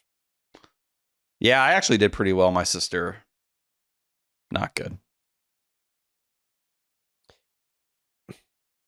All right. So so I think that covers it for the Rocky series. Any big Sucks. takeaways? I mean, we got to talk about the Bello complete game. I know that Coley kind of like Oh. just lightly touched on it, but I mean, Bayo boys. the Bello boys have never been more up than last night with Bello throwing the CG. I mean, to me, that was a CG shut piece. I thought he was going to have a Maddox. He was trending. It was on the table. What he came into the ninth at 84 pitches or 86?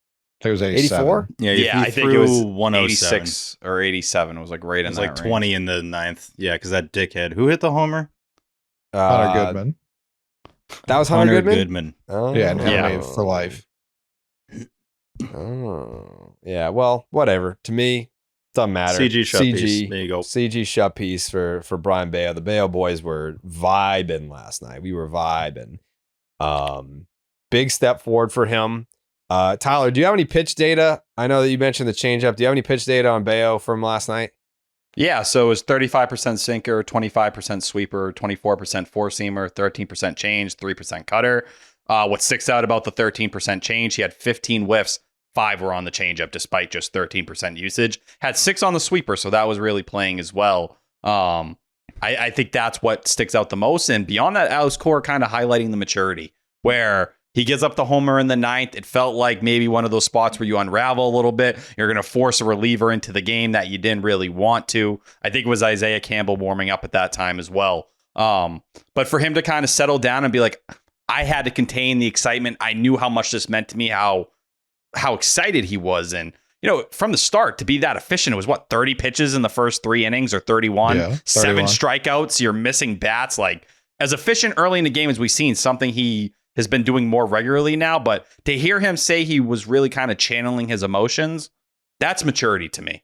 Like, that sticks out. You get the mound visit with Andrew Bailey coming out. Oh, cool. Bailey, you come out. I'm finishing this thing. I'm going to strike out 2 more guys in the 9th inning. The last one on that changeup. Like, that's seeing a guy who's taking that step forward, and he's eating innings. Do I expect it to be a 2 ERA? No, I don't. But that's okay. He does not need to be that guy. Just give me a 3.5, and I think we're thriving. You would remember him, T. He was on the 07 Rockies. Remember Ryan Spielberg's? Oh my God. Yes, I do. Yeah, I know you do. So he covers the Rockies now. We were talking shit to each other all series long. And before He was talking shit. The fuck does he have to say? well, he talks shit no matter what. Okay. But we were talking ammo. shit. We were talking shit during the series, and then for the Bello start, like he was like he's carving us right now. It's like he'll still like the 2-run home run's coming. Like it's coming. Like we're still gonna win this game, but like the 2-run home run's coming. And then bang in the 9th, I was like, do I know my guys or do I know my guys? But in terms of having to cover a baseball team, I mean, Dallas has been through some tough ones. Spielberg's having to hang tight on a Colorado Rockies season. I don't know what's worse in terms of having to be a 162 guy. Like you think like we got it rough. Like these guys are grinding through 162. I feel honestly terrible for both of them. That play to start the game today, like Warren Schaefer, like looked like he was going to jump off a bridge. That was embarrassing. He's interim, To say yeah? the least. Yes. Like to see his reaction when he turned around to be like, we got anything we can challenge here or anything we could say? And he's just like, all right. Like he just fucking kicked the ball into right field and the right fielder just fucking missed the ball, gave up on it immediately. I mean, what are you supposed to do? Jaron barely hit the ball. It was like a cue shot. It like circles around the pitcher. It's got no MPH on it, no zip on it at all. How do you kick that ball hard enough that the right fielder can't even make a play on it? I mean, obviously, most right fielders just field that with their glove like a normal little leaguer would do there. They're the Colorado Rockies. That's not how they play. But that was the perfect storm. We had mentioned the perfect storm earlier with tee out on the kayak. I think for a play, you have the Colorado Rockies, who are just an abysmal franchise and do shit like that relatively frequently. And you got Jarren Duran, who's like, I thrive on getting to third base on a ball like this. I'm going to do everything in my power to get to third. I love this reaction, too, looking at the dugout like, I don't know, man, let's do the celebration. Like, how the hell am I over? I'm as stunned as you. They were laughing in your face. Like, this is pathetic. He was like, I'm as surprised as you are that I'm on third base. I don't know how the hell this happened, but that was one of the most embarrassing plays I've seen ever. I think it can get the ever tag. I can't remember many that go up with that. It wasn't the most embarrassing play of the series. But it's just like Who does that multiple go guys to? booting a ball that was hit Nate that Eaton. softly, and a guy ends up on third. yeah. That's pretty ridiculous. What was the Yeah. other one? Nate Eaton. Nate Eaton's was the worst play I've ever seen. Like point blank period. I didn't watch the wasn't great. Javi Pirates play live. I've since seen it, obviously, but this was worse than anything I have seen. That was but like that one. I do give like that's where Duran's speed gets the credit for the right fielder just completely not getting the ball because he's looking up like, am I throwing to second or third? Where is this guy? Like Duran does get some credit on that part of the play for sure, and just hitting the ball in general, like not striking out and putting the ball into play because you never know what's going to fucking happen, especially against a team like the Rockies. Yeah. Like that was. I mean, That was yes, very funny. the Rockies are bad. We can all agree on that. But the fact that Jarren Duran is incredibly fast created the chaos. Like they were all like, we need to hurry up It's to get him out. factored We need to in. hurry up. He's going to take another base. And in the process of thinking about how fast he is, they allowed him to get 3 bases, whereas he probably should have had 1.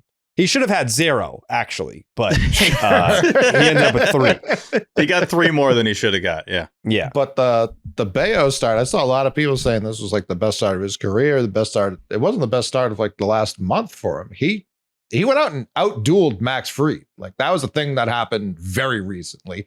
Going 9 against the Rockies moves me 0. I thought Yeah, you were it doesn't pumped about change this. much.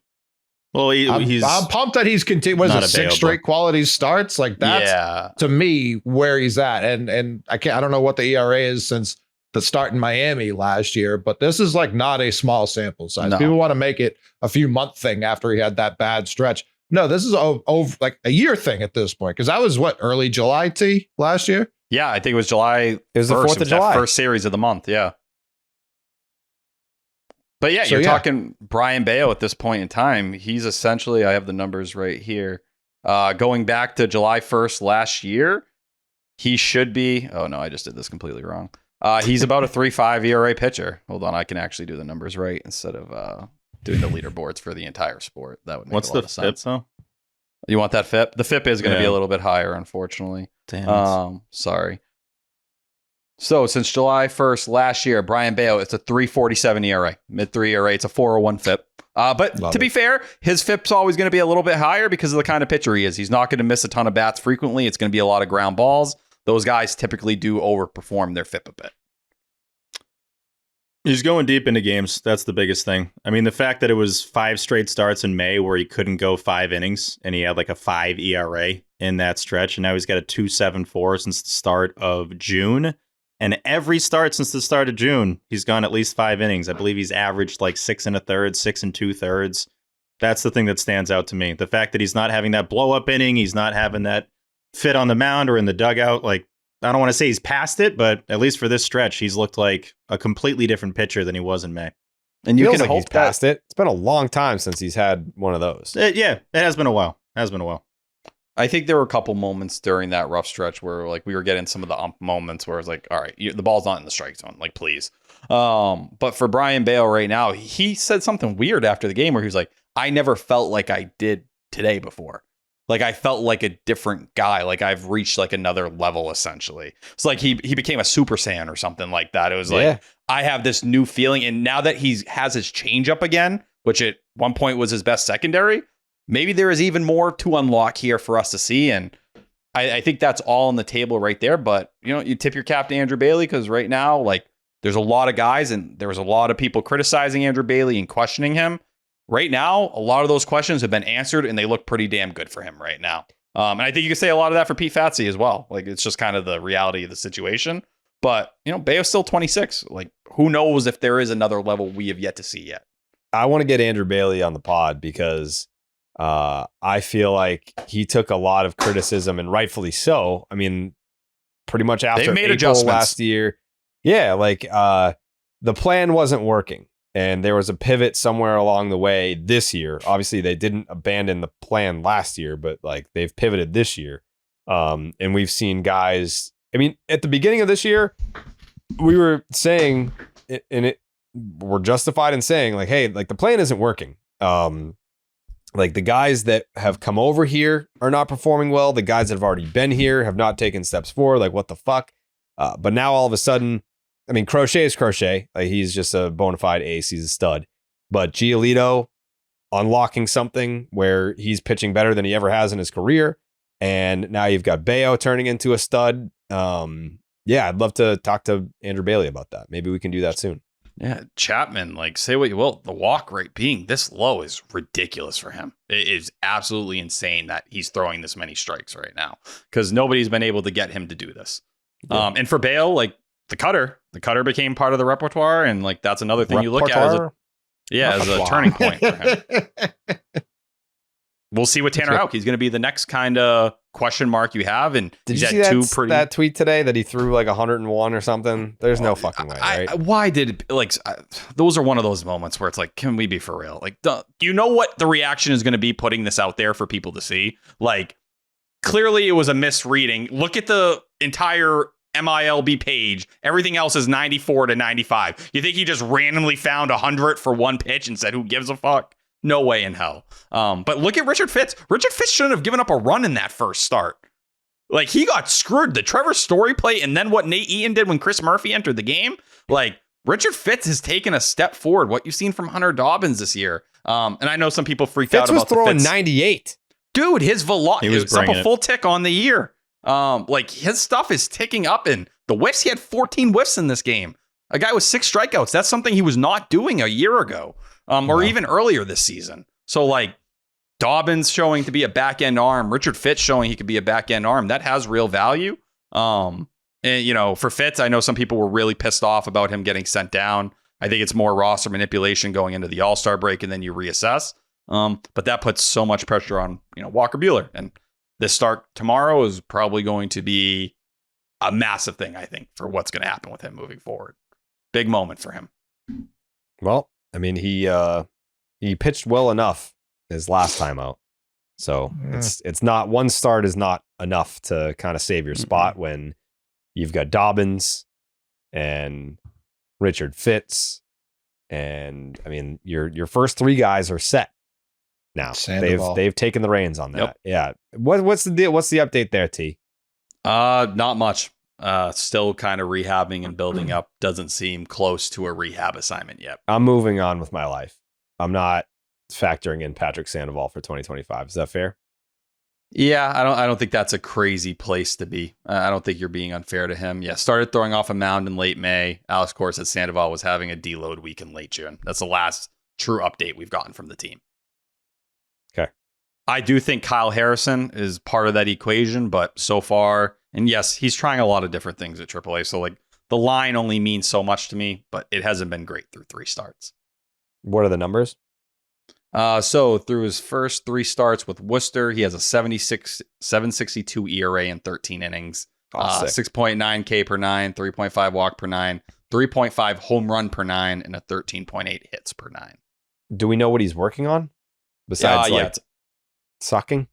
A cutter and a sinker. That's kind of been it. Cutter's supposed to be a really big thing for him. I know Ian Cundall's highlighted a ton, but a guy who should really benefit. But it reminds me of Andrew Heaney in a lot of ways, where you know what the fastball is. Can you give him enough average or options with secondaries that he can get through 4 or 5 innings and be more than just a reliever? I think that's what they're trying to do, but I have a feeling they're going to end up being pretty patient with this, and Fitz and Dobbins allow you to do that. But it might be more of a project than some people maybe initially realized. That's fair. I mean, I wasn't expecting Kyle Harrison to make a couple of starts for Worcester and be like, all right, let's unleash him on the world. Like, he's obviously had not plenty, but like enough big league experience. But if they're trying to shape him into the image that they have of him or what he could potentially be, then yeah, that's going to take more than 3 starts. So yeah, keep in mind it, in the PCL too, which is an offensive fucking crazy place to play in AAA with the Giants. He had a 3.46 ERA in 26 innings there. So like small sample size and trying new pitches, lines can get rather wacky. Thank you for using a different word. Thank you. Mm-hmm. Did you miss us, T? A ton. Did you think about us? All the time. Sometimes I'd sit there and obviously like I'm checking in and out of games. I'd watch the YouTube recap every morning and do my kind of morning reading. But I wouldn't have anyone to talk Red Sox with. So I'd be sitting there kind of venting to my sister or my mom or Martha. And I could tell they were getting sick of it. So when I got on radio for the first time on Tuesday, like if anyone heard that first segment, I think I talked for like 10 minutes on Zolak and Bertrand. And like, I was just going. Like I had just 6 or 7 days of built up thoughts. Like, when people aren't allowed to like release fluids for a long time and then it's just like a big load. Like that's kind of what it was. I feel like I might be doing that on this podcast a little bit, so I apologize if I have been doing it. No, you've been great, T. Thank you. This is a needed space for you, and I'm glad that you've released your load during this episode. Thanks for saving your load for the boys. I feel a lot more free. Yeah. Yeah, we missed you. The people missed you. It's been nice. It's been nice having you back. Thank you. And I apologize for not being there for a couple episodes or being active on Twitter. I saw a lot of people being like, are you dead or whatever? And I appreciate everyone checking in and caring to think of me. Almost. I'm okay. I'm alive. Almost I'm going. dead. We're going to finish strong. They were almost right. Yeah. Yeah. Hold up that telly again, T. Yeah. There it is right there. That's Look what at it's that all thing. about. That's That's what it's all about. Section play the 10, game. Tyler Milliken. That's why we play the game. What's the, you put it in the toilet and you piss on it? The old What? Grammy photo? Sorry? Isn't that what like Kanye did like forever ago? Like he put it in the Yeah, toilet you should and pissed on copy it? everything that guy does. I think that was Yeah, a no, I'm brand not saying. plug. Well, this is before a lot of that stuff. Was Pre it- before. Well, the very dark Yeah, it was post after. things. I'm going to reword this ad read because it upset some people. And honestly, it gets a little uncomfy for me too, reading some of it. So we'll just paraphrase some of it and we'll land the plane. How's that sound?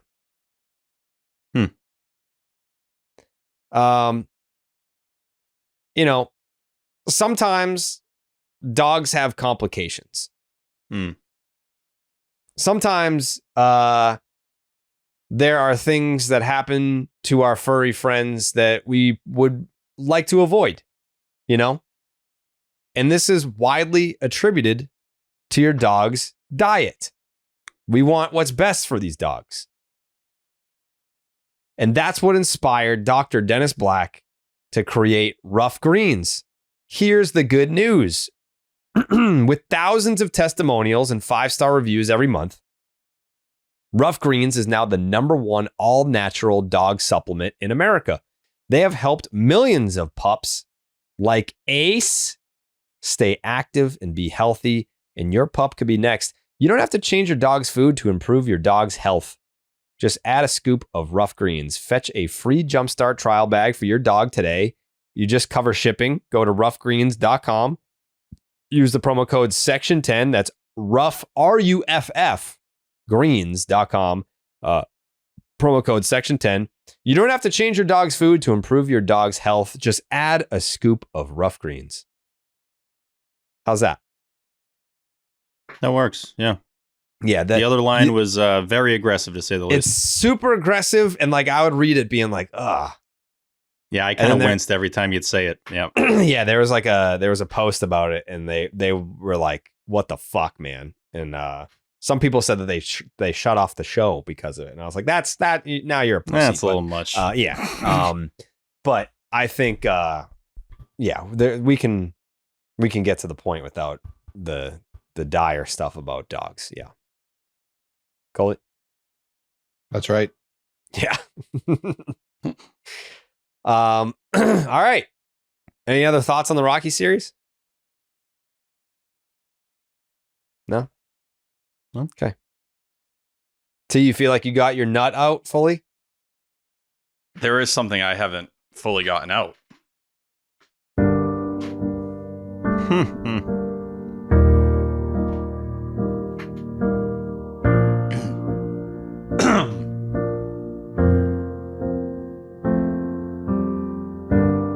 Roman Empire. SETI, a man on fire. Fitzdub, acquired.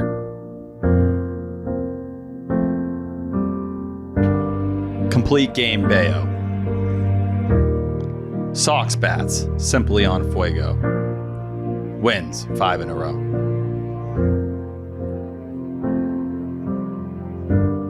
Another sweep? Yes, please. Offensive onslaught with ease. Geo, not a tease. Series of Taikus by Tyler Milliken. Very strong. Yeah, that was a strong series of Taikus. Thank you. Yeah, it came out firing. On fuego. I kind of want to nominate the second one. Any opposition to? I was gonna like, it was a slam dunk Taiku of the Year nominee for me, but I feel like you said it and then you made like a wincing face, like, that didn't come out the way that I thought. Sox bats, simply on fuego, wins 5 in a row. That's good. You like that? It's a bar. Sometimes you write something down and somebody else hears it. Did you do it right though? Like, isn't it En Fuego? Like I think it's En Fuego. Not O-N. I did O-N, and people did comment that underneath. Yeah, it's En Fuego. Okay. Yeah, not good at Spanish. Oh, all good. I think most of those were those were all muy bueno. Thank you. Yeah. See. Very bueno. Mm-hmm. Yeah, very good bueno. Very good bueno. I think the second one is a Taiku of the Year nominee, in my opinion. Was the most good bueno the second one? Yes. Yep. Okay.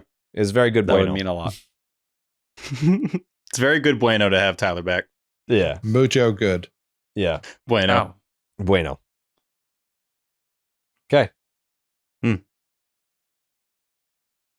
Very interested to see how this goes.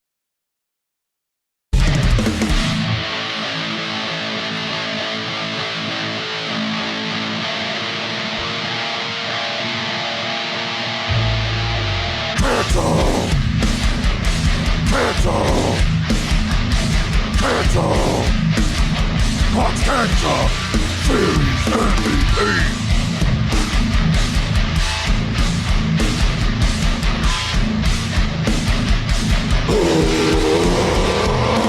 Ketchup!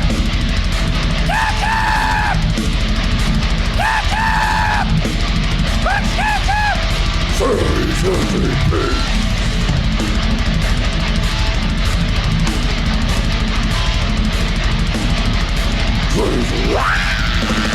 The Clark's Ketchup Series MVP brought to you by Clark's Ketchup. Drizzle that ketchup.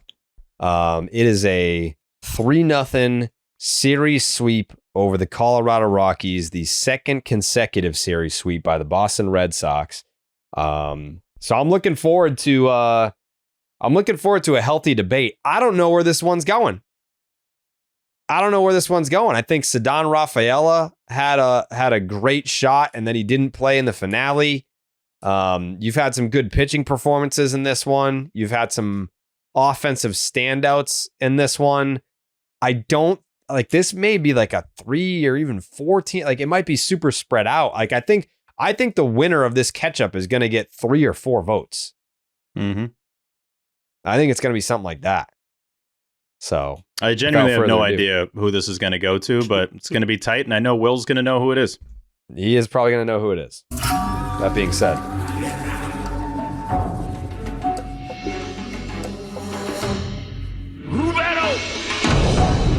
With the first vote for Clark's Ketchup Series MVP, Tyler, welcome back. You have the first vote. Yeah, I battled really hard. I think the 3 that I was kind of looking at more than anyone was Roman, Romy, and Jarren Duran. I think I ended up pushing Duran out. Yes, he came in as a pinch hitter in that first game and had a big hit. But when I looked at Roman and Romy, both of them had big games throughout the entire series. But I ended up going with Romy Gonzalez as my pick in this one. Looking at him, he went 6 for 12 in the series, 2 really big homers, scored 2 runs in every single game. It felt like he was in the middle of essentially everything that was going on, kind of being that consistent spark plug. I think Roman had a really good push for it as well, but I think Romy was just slightly better in this series. I'm going to go with him. Okay. 1 vote, Romy. Steven.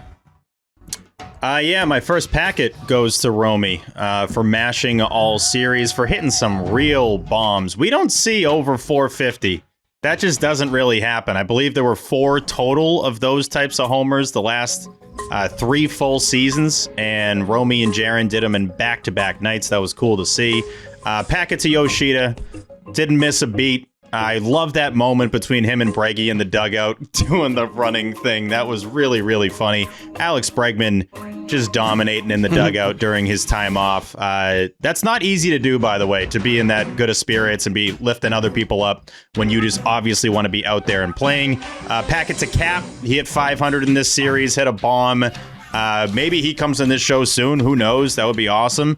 Yeah, but my MVP is a guy that hit or had a 1933 OPS in this series. If you have an OPS that's within 100 years of the current year, you did a damn good job in the series. I feel like when you play a trash team and you sweep a trash team and they were basically all blowouts. I know game 1 wasn't a blowout until it became one. I want to pick the guy that just had a really good series overall. He hit 556, led the team in RBIs with 6. He's a huge reason why the team is hot right now. A lot of people saying it's because he came on this program. My Clark's Ketchup Series MVP is Jarren Duran. Okay. 1 vote, Romy. 1 vote, Jarren Duran. Jake. Yeah, I was flipping through the box scores, and it was almost overwhelming to try to pick an offensive player just because like everybody went 3 for 5 every single night. So I ended up pivoting to the pitching staff. I'm going Brian Bello for the complete game, especially with our first Thursday game in like a month and a half. It's just huge to save the bullpen going to the All-Star break. So let's give it to Bello. Okay, that's 1 vote, Romy. 1 vote, Jarren. 1 vote, Bello. The McMahon. If we had played, 5 on 9, we're still talking about a sweep right here, right now. If we weren't allowed to use the bullpen, if every starter knew you had to go 9, we're still talking about a sweep.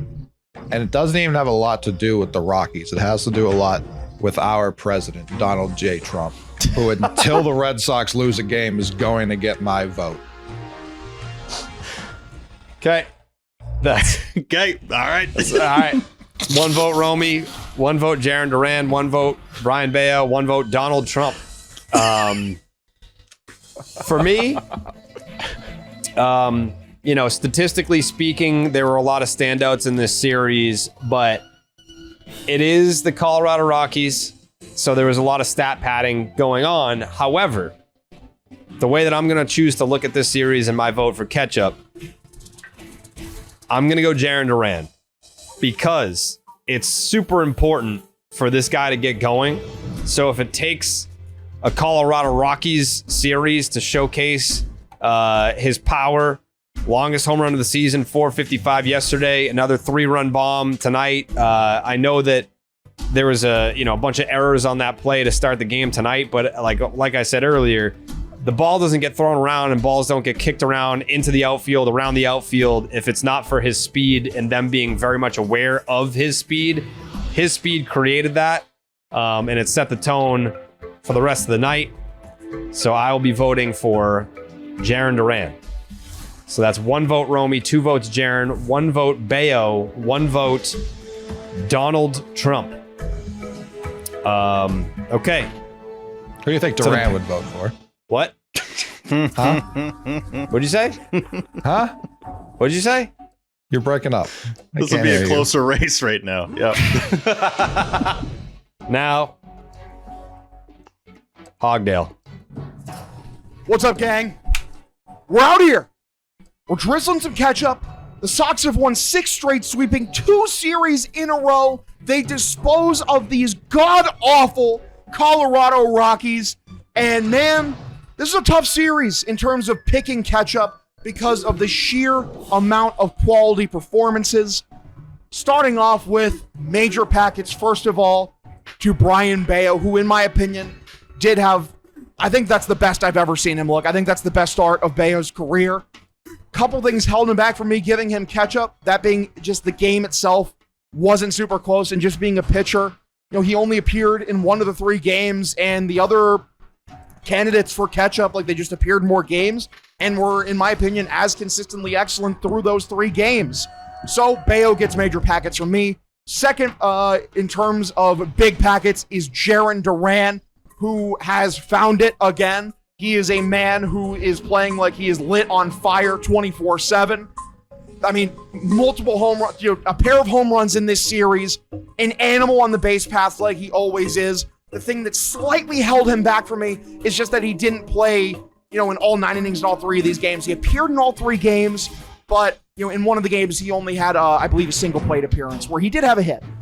That being said, my Clark's Ketchup Series MVP, a guy who, in my opinion, just deserves this recognition. He deserves more recognition overall, is Romy Gonzalez. Romy Gonzalez has been so fucking impressive since he's joined the Red Sox from the White Sox. Just every bit the lefty butcher that Rob Refsnyder is, with, basically none of the PR. And I hope we start changing that, man. Again, his numbers in terms of what he did this series are very close to Duran's. Multiple home runs. He was also great in the base paths this series, too. Good defensively. There's nothing to complain about with Romy Gonzalez. I wanted to give him some flowers. I am giving him my Clark's Ketchup Series MVP vote. Have a good one, boys. I mean, Hogdale brings up a great point about Romy. He's been so good and hasn't gotten any of the pomp and circumstance. I tweeted tonight that if the Chicago White Sox had just kept Romy Gonzalez, he probably would be their lone all-star representative. His numbers have been that good. I understand he's definitely mostly against lefties and not a ton against righties, but it's a very low bar in Chicago, and I think he would have been a nice little pick there. But if he wasn't on this team, I feel like a lot of teams would be giving him the chance to play every day. Yeah. On to the rest of the panel. That's 2 votes. Romy, 2 votes. Jarren, 1 vote. Bello, 1 vote. Donald Trump. Jemai said, fast series. I had almost forgotten it was time. I think this has been a continuation from DC, and he's turning into something right before our very eyes. I'm going Romy Gonzalez. 3 votes Romy, 2 votes Jarren, 1 vote Bello, 1 vote Trump. The next vote comes from Will Middlebrooks, who looked great, by the way. I complimented his fit on the postgame. He looked amazing. Sexy guy. He was going to some kind of funeral. He looked good. Will Middlebrooks said, give me Bello, by the way. Let's give him some love. So many offensive options, but the OG gets my vote this series. And then he said, actually, Fuck that. Who? Give me Pete motherfucking Fatsy. Wow. Yeah, Is that the first vote ever for Fatsy? might be. So that's 3 votes Romy, 2 votes Jaron, 1 vote Bayo, 1 vote Trump, 1 vote Fatsy. Next vote. OB. What do you think he said? He has to What go do to you the think he's bathroom. He said, There's no bathroom on the monster. man, Duran, I guess. So that is 3 votes Romy, 3 votes Jaron, 1 vote Trump, 1 vote Bayo, 1 vote Fatsy. The 2-2. TC. What's TC Who's got to on say? this team? Aaron Duran, I suppose. I don't know. That guy was running around. Let's pick him. TC says Romy Ooh, this is pulls tight. ahead. 4 votes Romy, 3 votes Jaron Duran, 1 Bayo, 1 Trump, 1 Fatsy. Now this brings us to Lou and Will's audio submission. Ooh. So it's coming down to Duran and Romy. Yeah, Trump can't win now. Barely. Whew. What happens? Oh. All right. We'll see what happens. Here we go.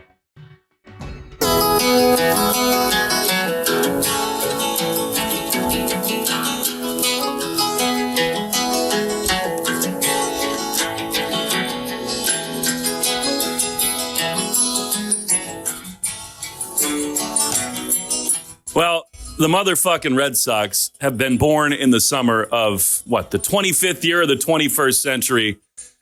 Fucking unbelievable what we're going through. 3rd straight drizzle. I'm with Lou Merloni. This is an impossible catch-up. We'll get to that later.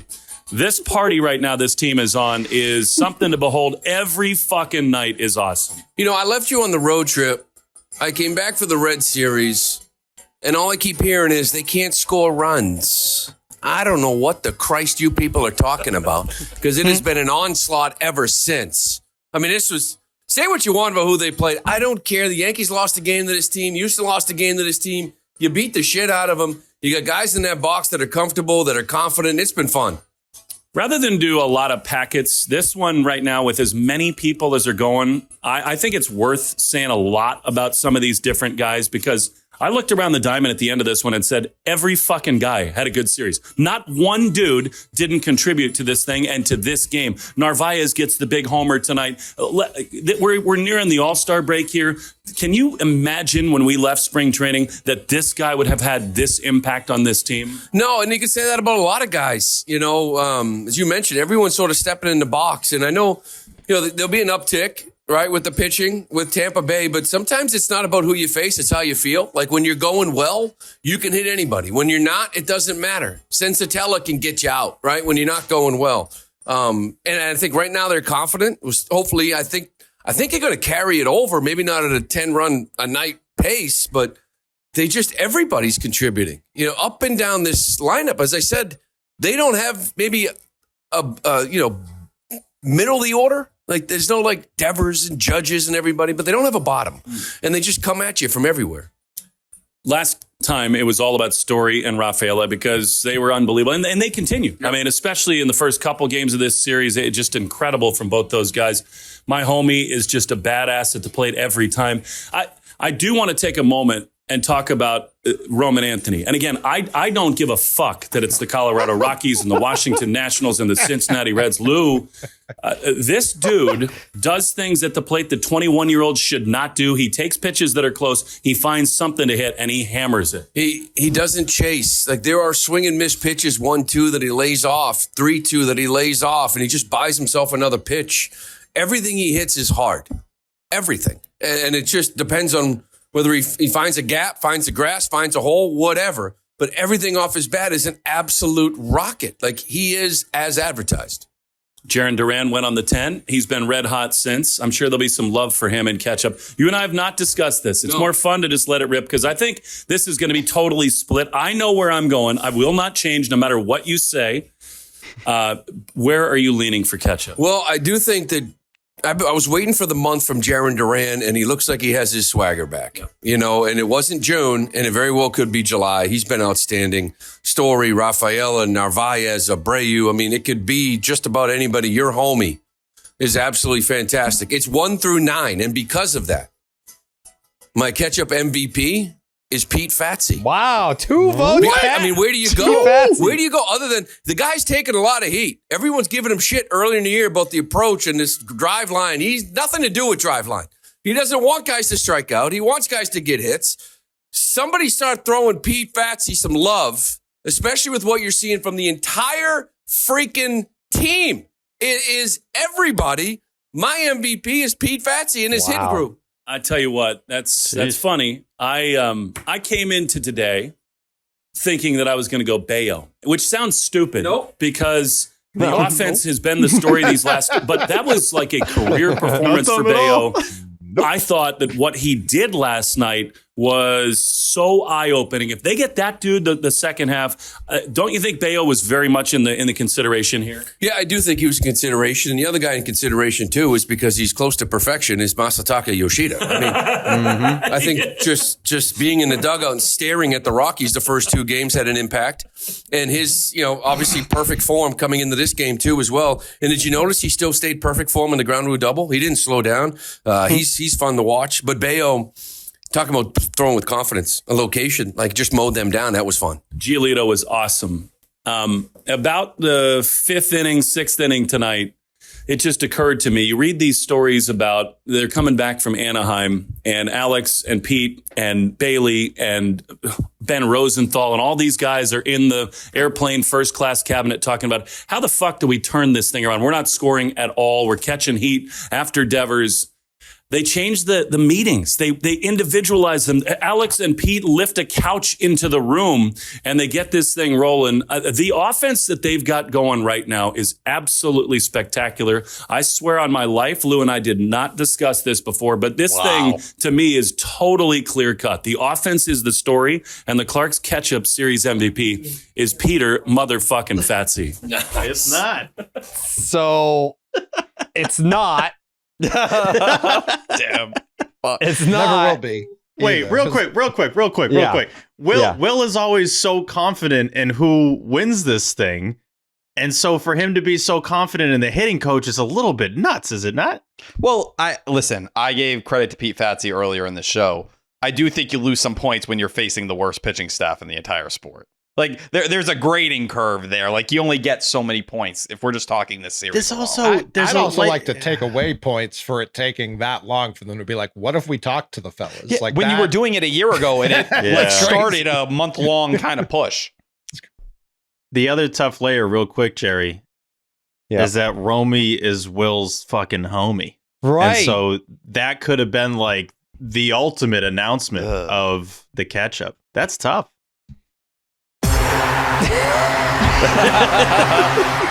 Romy Gonzalez with 4 votes compared to Duran's 3, Fatsy's 3, Bayo's 1, and Donald Trump's 1 is your Clark's Ketchup Series MVP. Is this his first, Steven? This is his first, yeah. He joins the other 1 MVP club that includes Nuttown, Rafael Devers, Jaron Duran, Garrett Crochet, and the bullpen. Huh. All Did right. you guys know that his name's Roman? I found that out this series, and I feel like I'm very late to that. Nah. You didn't know? Nah. Yeah, I thought Okay. his name was just Romy. I am Okay. shocked. I can't believe I just found that out right now. Big Romy All hours. right, Telling I'm me now glad. for the first time. Yep. Yeah, his name's Romy. Wow. I see Coley's keeping the theme going. Credit to him. He saw Roman Anthony in the organization and just said, there's no way I could possibly take that name on. Yeah. It's And that was years ago.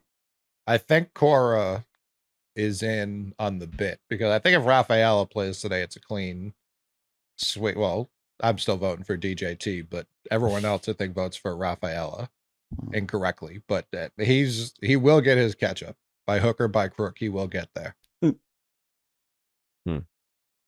If the Red Sox sweep the Rays and it's not a unanimous all 50 states, I don't I may quit the show. Like, what else do people need to see? Yeah. I mean, Moving we've been to spreading the Canada. ketchup around. There's 11 people have gotten ketchup. 11 players. Yeah. That might I mean, be the a bullpen. record. Well, technically, it's like 20 if you count the bullpen, but Nut town. yeah, all right. Yeah, the whole team's gotten ketchup, basically. So, All right. When I go to Stop and Shop, I can cross off everything that's on my list. Tactical move! Incoming! Stop and shop. Look ahead. Stop and shop. Fuck yeah, fuck yeah. Look ahead. Red Sox win, leave them dead. Red Sox win, I'm seeing red. Stop and shop, we look ahead. Red Sox win, leave them dead. Red Sox win, I'm seeing red. Stop and shop, we look ahead. Fuck yeah, fuck yeah. What's better than having to stop and shop, getting it done for all of you? The Stop and Shop look ahead, brought to you by Stop and Shop. Head on down to Stop and Shop right now. You can get 10 cents off your tangerines when you buy at least 5 pounds of tangerines. Only at Stop and Shop. Using the promo code section 10. Shit. It's a 4-game set against the Tampa Bay Rays, who are coming to town this weekend. And Walker Buehler gets the ball in game 1 against Taj Bradley. And then Hunter Dobbins making his return to the rotation against Drew Rasmussen. And then Garrett Crochet, a little Saturday 4 p.m. start against Shane Boz. And then Brian Bayo in the finale against Ryan Pepio. That's 1:10 on a Sunday. Walker Buehler, 6-6, 6.25 ERA, 158 WHIP, and a 7.6 strikeouts per 9. Only good news here: 5 innings, 2 earned runs in his last outing, 0 walks. That was big. Just the second time that's happened all year. The other time that happened was his first start. He's also beaten the Rays twice this year: April 15th and June 11th. The June 11th start was the only win and the only good start Walker had in June. He's going up against Taj Bradley, who's 5-6, a 4.79 ERA, a 1.30 WHIP, and a 7.7 strikeouts per 9. He was a flamethrower and a strikeout machine early in his career, but that's not a thing anymore. He has a 6.63 ERA over his last 4 starts. His biggest struggle this year has been the extra bases, 16 doubles, 12 home runs already. The Rays are 9-9 when he starts, and they've lost 2 in a row. Hunter Dobbins, 4-1, a 4.10 ERA, 1.26 WHIP, and a 6.5 strikeouts per 9. First time back on the bump since his 5 walk performance in San Francisco, leading to the IL stint. Since he is coming off an injury, there isn't much to say, but that 6 innings, 2 hits, 0 earned run start against the Yankees, that was great. The Red Sox are 7-5 when he pitches and 7-3 when he starts. Drew Rasmussen, 7-5, 7.82 ERA, 101 WHIP, and a 7.7 strikeouts per 9. He's weirdly robotic. He's pitched exactly 5 innings in 9 of his 18 starts. Only failed to complete 5 innings in 3 starts this year, but 2 of them have been his last 2 starts. Only pitched 2 innings in his last start. Can't really figure out why. 2 innings, 3 hits, 1 earned, gave up a home run, didn't walk anyone, struck out 2, 32 pitches. Is he an opener now? Don't know. 99th percentile in run value. He throws 88% fastballs between the 4-seam cutter and sinker. The Rays are 10-8 when he starts this year and 8-2 over his past 10. Game 3, Garrett Crochet, 9-4, a 2.39 ERA, a 109 WHIP, and an 11.3 strikeouts per 9. Not his sharpest outing coming into this one. Last 2 starts, 11 innings, 17 hits, 7 earned, a home run, 3 walks, 16 Ks. The 8 and 9 hits he's allowed in those 2 starts are the 2 highest totals of the year for him. It's important to remember his career high in innings pitched is 146, which he set last year coming into the start, and he's at 120 and a third innings right now. He's about to venture into uncharted territory, so keep an eye on that. Despite his last the stats over his last 2 starts, the Red Sox offense have been picking him up, winning both games. The Red Sox are 12-7 when he pitches and 6-1 since the start of June. Shane Baz, 8-4, 4.34 ERA, 126 WHIP, and a 9 strikeouts per 9. Baz, he's struggled with the long ball this year. He's already given up 17 of them. He's allowed a home run in 13 of his 18 starts and 2 home runs 4 times. The Rays have won both of his starts against the Red Sox this year. He's gone 11 1/3, 5 hits, 4 earned, 1 home run, 3 walks, 16 Ks. He had 11 strikeouts in that was the April 14th outing, tied for a season high. The Rays are 12-6 when he starts, but have lost both of his July starts. In the finale, Brian Bello, 5-3, a 3.27 ERA, a 130 WHIP, and a 6.9 strikeouts per 9. He's coming off his second career complete game, the other coming in his rookie year. His last 7 starts, 2.78 ERA, 3.77 FIP. His last outing had 10 strikeouts and 14 whiffs, both season highs. The Red Sox annoyingly lost his previous start against the Rays this year, even though it was 6 1/3, 3 earned, 4 Ks. The issues with pitching during the day have been fixed. He has a 3.46 ERA during the day this year. Control has been his biggest nemesis this year, but he has only surrendered 1 walk in 3 of his last 4 starts. The Red Sox are 4-2 when he walks 1 batter, 4-2 when he walks 3+ batters, and 0-3 when he walks exactly 2 batters. Ryan Pepio, 6-6, a 3.32 ERA, a 1.14 WHIP, and an 8.9 strikeouts per 9. No fucking idea how this guy has a 3.32, if we're being honest. He's also allowed 17 home runs. He's also allowed 18 doubles and 3 triples. The 4-seam has a 5.07 slug, and the slider has a 5.59 slug. Like, what the fuck are we doing here? His breaking pitches are in the 9th percentile, and his fastballs are in the 47th. His off speed's fine. The Rays have lost both of his starts against the Red Sox this year.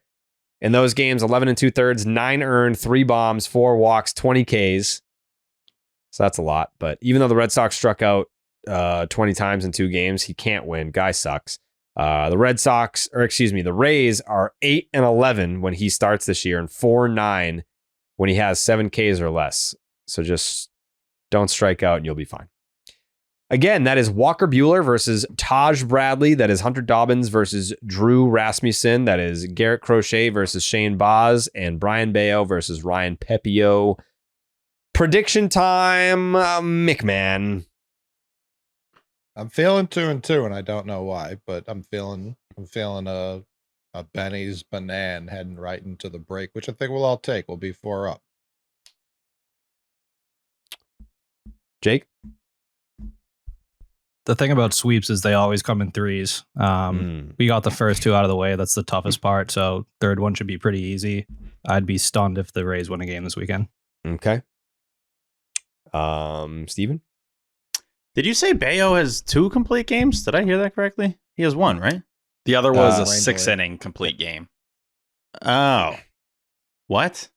Yeah, like a rain cancellation, shortened game. But all right. It counts technically, statistically. Oh, okay. All right, just making sure we didn't fuck up a graphic. Taj Bradley, game 1 starter for the Rays, has an even 7 ERA over his last 6 starts. So that's a good guy to hit. The unfortunate part is Walker Buehler's pitching for us. He's got a 9.59 ERA over those 6 starts. So yeah, a lot of runs maybe in game 1 on Thursday. Going to feel a little weird to have a Thursday game. We haven't had that seemingly in 5 months.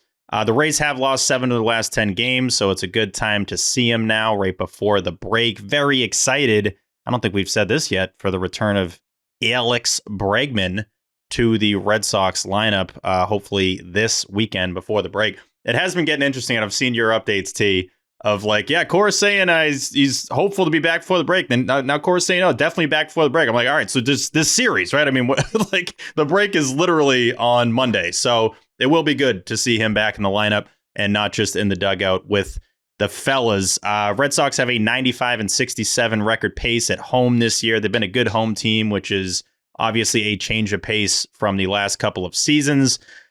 I'm going to stay positive here. I'm going to say Sox winning 3 out of 4 and entering the All-Star break in playoff position. Just for a little context here, the last 3 years where they have missed the playoffs, they went into the break 1.5 games up with the last playoff spot, holding on to the last playoff spot there last year. Obviously, we know how that went after the break. In 2023, they were 2 games back of the last playoff spot. 2022, 2 games back of the last playoff spot. So basically, the summary of that is they're always kind of around the position they're in right now. Feels like this team could have a little bit of juice here going into the second half, especially with Yoshida and Bregman. So yeah, currently tied for that last wildcard spot with the Mariners, who close with the Yankees series finale on Thursday and then go to Detroit for 3 games this weekend. So you could easily be holding that last playoff spot as a couple of Red Sox head to Atlanta for the All-Star game. Sox 3 out of 4. Feels right, even though it's a little greedy. Tate? Yeah, looking and seeing that the Rays have lost 4 straight series is kind of crazy.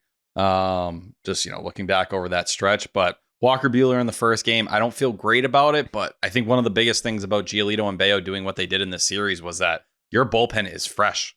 We have not seen Chapman. Garrett Whitlock had to get 1 out. Greg Weisert's gotten a breather. So that bullpen, which is the 8th best in all of baseball in terms of ERA right now, should be able to cook and save you, even if Walker Buehler is really not in great shape. Now, you can probably say it evens out with Hunter Dobbins coming back to the big leagues and trying to get his feet wet.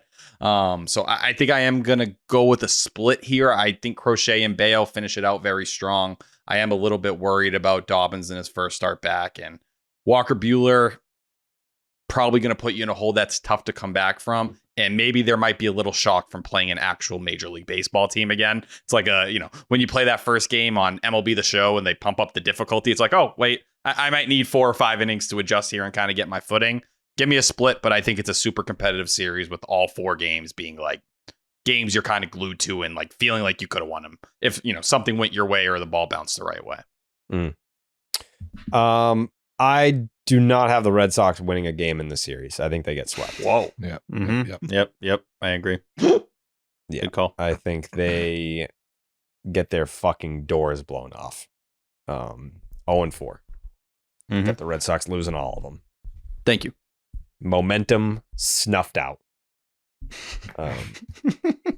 Fans headed for the exits in the 4th. Early for all of them. Yep. Yeah. Like Boylston Street is jam-packed at 7:45. Just traffic everywhere. People trying to get the fuck out of there. People being like, I don't want to watch this fucking bullshit happening. This loss that's happening, obviously, tonight. What else are they saying? They're like, why did we come to the game? We could have just stayed home and fucking killed ourselves. Like, why? Mm-hmm. Like, it would have been a better experience. Yeah. If there was something else they'd say just to close it out. Probably like, oh, we should definitely shit on the floor before we leave because it's representative of how the team played tonight. Mm-hmm. And then they actually do it like in the concourse. Yeah. Floor poop. Yeah. They do it on their fist and then punch a shark. Yep. Yeah. Mm-hmm. That's what we do, baby. Yeah. So that's how I feel. Mm-hmm. If you want to go see the Red Sox get swept this weekend in 4 games at Fenway Park, Game Time makes getting tickets even faster. Game Time. Game Time makes getting tickets even faster and easier. Prices on the Game Time app actually go down the closer that it gets to first pitch.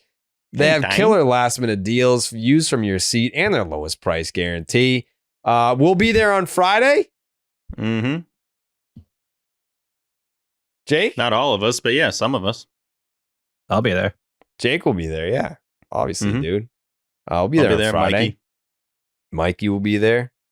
Last minute deal, save up to 60% off buying last minute tickets for sports, concerts, comedy, theater, and more. Save even more when you choose a section. You let Game Time choose the seats for you. Know your total up front with no surprise fees at checkout. Get a panoramic view from your seat in the app before you buy your tickets. The lowest price guarantee, your Game Time will credit you 110% of the difference. Your purchase is also covered with the most flexible customer service policy in the ticketing industry today. Take the guesswork out of buying tickets with Game Time. Download the Game Time app and create an account. Use the promo code SECTION10 for $20 off your first purchase. Terms apply. Again, create an account. Use the promo code SECTION10, SECTION10 for $20 off. Download the Game Time app today. Last minute tickets Lowest price guaranteed. Wow. Yeah, I'm looking forward to being there this weekend, Steve.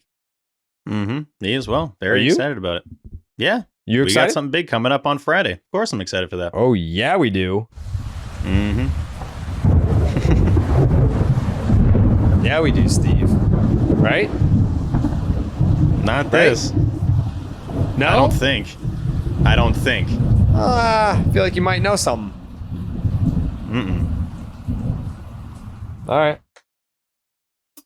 When I look ahead, and you wind up dead if you don't listen to what Steve says. Even then, you might still wind up dead. Caught in a tornado, get smoked by your neighbor's shed. When I look ahead, when I look ahead, Billy's gummy bears. Chew 'em with your mouth. Weather look ahead. Brought to you by Billy's Gummy Bears. Chew them with your mouth. You chew them with your mouth. The Red Sox host the Tampa Bay Devil Rays for a 4-game set at Fenway Park before the All-Star break. Game 1, as we mentioned earlier, stunningly, is on Thursday. Finally a Thursday game, 7:10 p.m. Eastern. First pitch, 69 degrees. Cloudy, 10% chance of rain, but should be fine. 8-mile-an-hour winds blowing out to center field. Game 2, Friday. Yeah. Jared, we will be there with Jake and Mikey and somebody else. Very excited about that. 7:10 p.m. Eastern, first pitch, 73 degrees, mostly sunny, 4% chance of rain, 9-mile-an-hour winds. Hey. What? 4% chance. How many 4% chance okay. of rain. Whew. And 9-mile-an-hour winds are blowing out to right this time. They're blowing out to center, as you remember, in Game 1. Game 3, Saturday, 4:10 p.m. Eastern. First pitch, it is 76 degrees.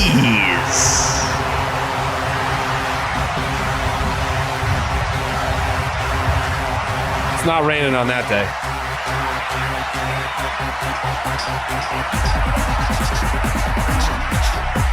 $76 degrees, as mentioned, mostly cloudy, 9% chance of rain. How much? 9%. 9%. 9?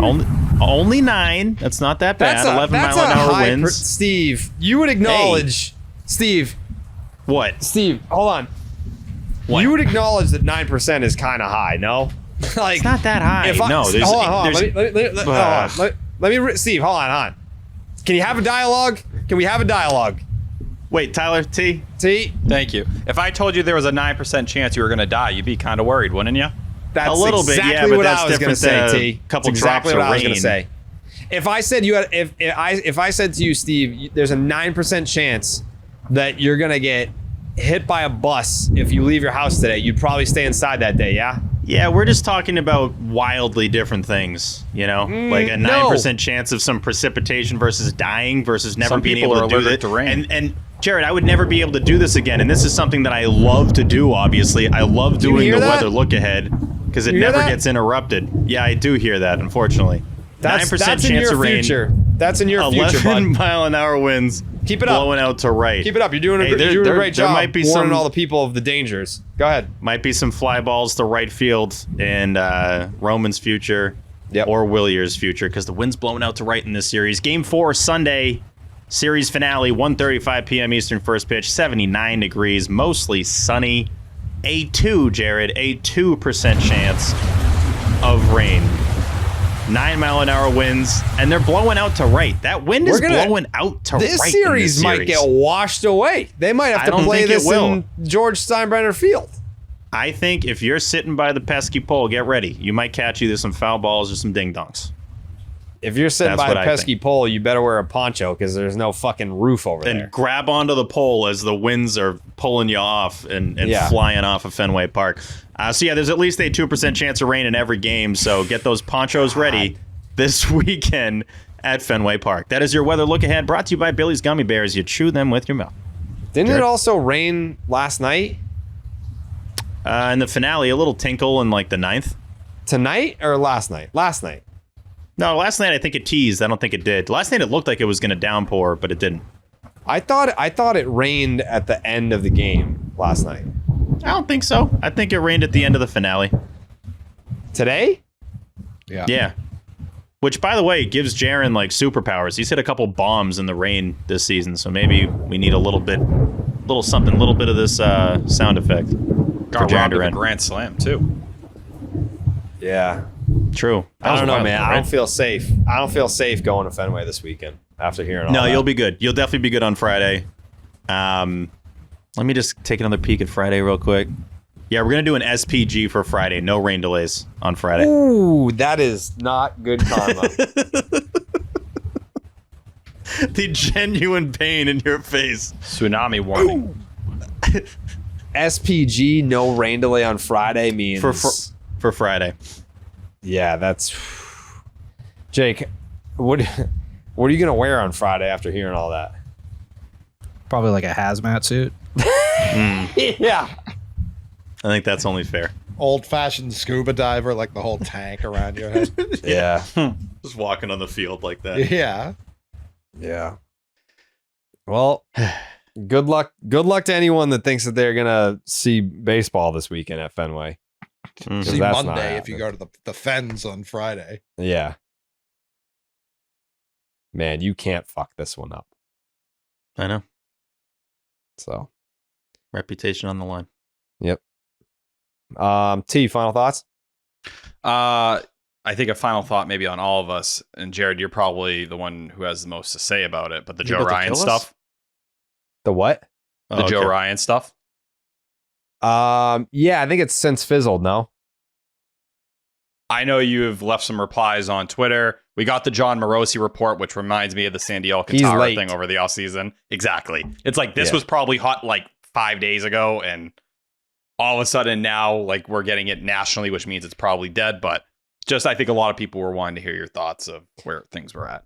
So, what was that article? Maybe The Athletic had it a few days ago, but it was kind of like a historical recounting of trades that almost happened but didn't. And in one of them, it was talking about like the Mariners almost traded King Felix. And it was like, we agreed on it, but I wanted to sleep on it. And then I woke up the next day and I was like, I can't trade King Felix. But one day it's like, yeah, this sounds like a great idea. Let's do it. But let me see if I feel the same way tomorrow. And this isn't just me being excited about it in the moment. And then King Felix doesn't get traded. I think with the Joe Ryan thing, I'm not saying it's like completely dead and it couldn't happen, but it sounded like they were red hot playing footsies, and then the Twins kind of slept on it and were like, yeah, I don't know if we want to do that. Like that's the vibe that I got on that situation. So I think like the Morosi report, he probably heard like what was happening, but I'm not completely convinced that that's what is happening. And who knows? I think Morosi followed up with the context, like, you know, it was essentially, how did he frame it? For the Twins to move him, they'll need to be A out of AL postseason picture and completely overwhelmed by an offer. Obviously, there's a couple weeks to get there. The Rob Bradford stuff today saying that the Red Sox were sniffing around Joe Ryan and a possible Tristan Casas deal last offseason. So clearly, Joe Ryan clicks and checks off every box that Craig Breslow would love in a pitcher. You know, he's a big VAA guy. Vertical approach angle. There's been some great stuff on Sox prospects recently, but it's essentially the angle at which the pitch approaches home plate. With his fastball, it's something that plays right into what Craig Breslow and Justin Willard like. You throw in that sweep or two, would fit in as that number 2 guy, and he's not a free agent until 2028. So if it's not this year, maybe it's something that picks up again over the offseason. So we were talking about it in the scoop shop because Lou said he was a free agent in 2028, but when I looked it up, it said he was a free agent after 2028. So I have it after 2027. So I didn't. Like, what if I don't have it there? Huh? Yeah, I don't have it. I have Everyone him else I've being. seen We're talking Joe says Ryan? 2 Yeah, years Joe of Ryan. I control. have him in his 3rd year of ARB in 28. Yeah, check it says free agent 28. No, I don't have that. Okay. Yeah. Yeah, no, then if you don't have that, then yeah, that would be 3 years of control after this. What are you don't have looking that. at? It's Spot Track, however the fuck you say I'm it. looking at B-Ref. Yeah, I don't Russ have is that. Free agent 28. Are you But saying, Jared, you don't have like, that, though. this I don't could have be that. inaccurate? What? That they're Well, poking. like- No, it's accurate that they're poking around on them. I just don't No. think that it's. Is there like a service time thing that like maybe the websites are wrong about? Maybe. Yeah. All right. So I'm looking at the Twins payroll tracker, and we have Joe Ryan. Just look at Joe Ryan's page. Joe Ryan. He's getting paid. Yeah, 26 ARB year 1, 27 ARB year 2, 28 ARB year 3, 29 free agent. It says 26 ARB 2, 27 ARB 3. Yeah, that's what I got. I've too. never But known. yeah. I've never known this spreadsheet to be wrong. Never. I hope it's right, and then we acquire him. Well, the price Yeah. is only going to be Right. more expensive if that's the case. Yeah. Red Sox payroll has him as a free agent in 28. Yeah, I feel like he's a FA. In Yeah, I don't have that. Okay, you don't have that. Yeah, No, yeah, for yeah. sure. Everyone else in the world does. So who's to say? Yeah. Yeah.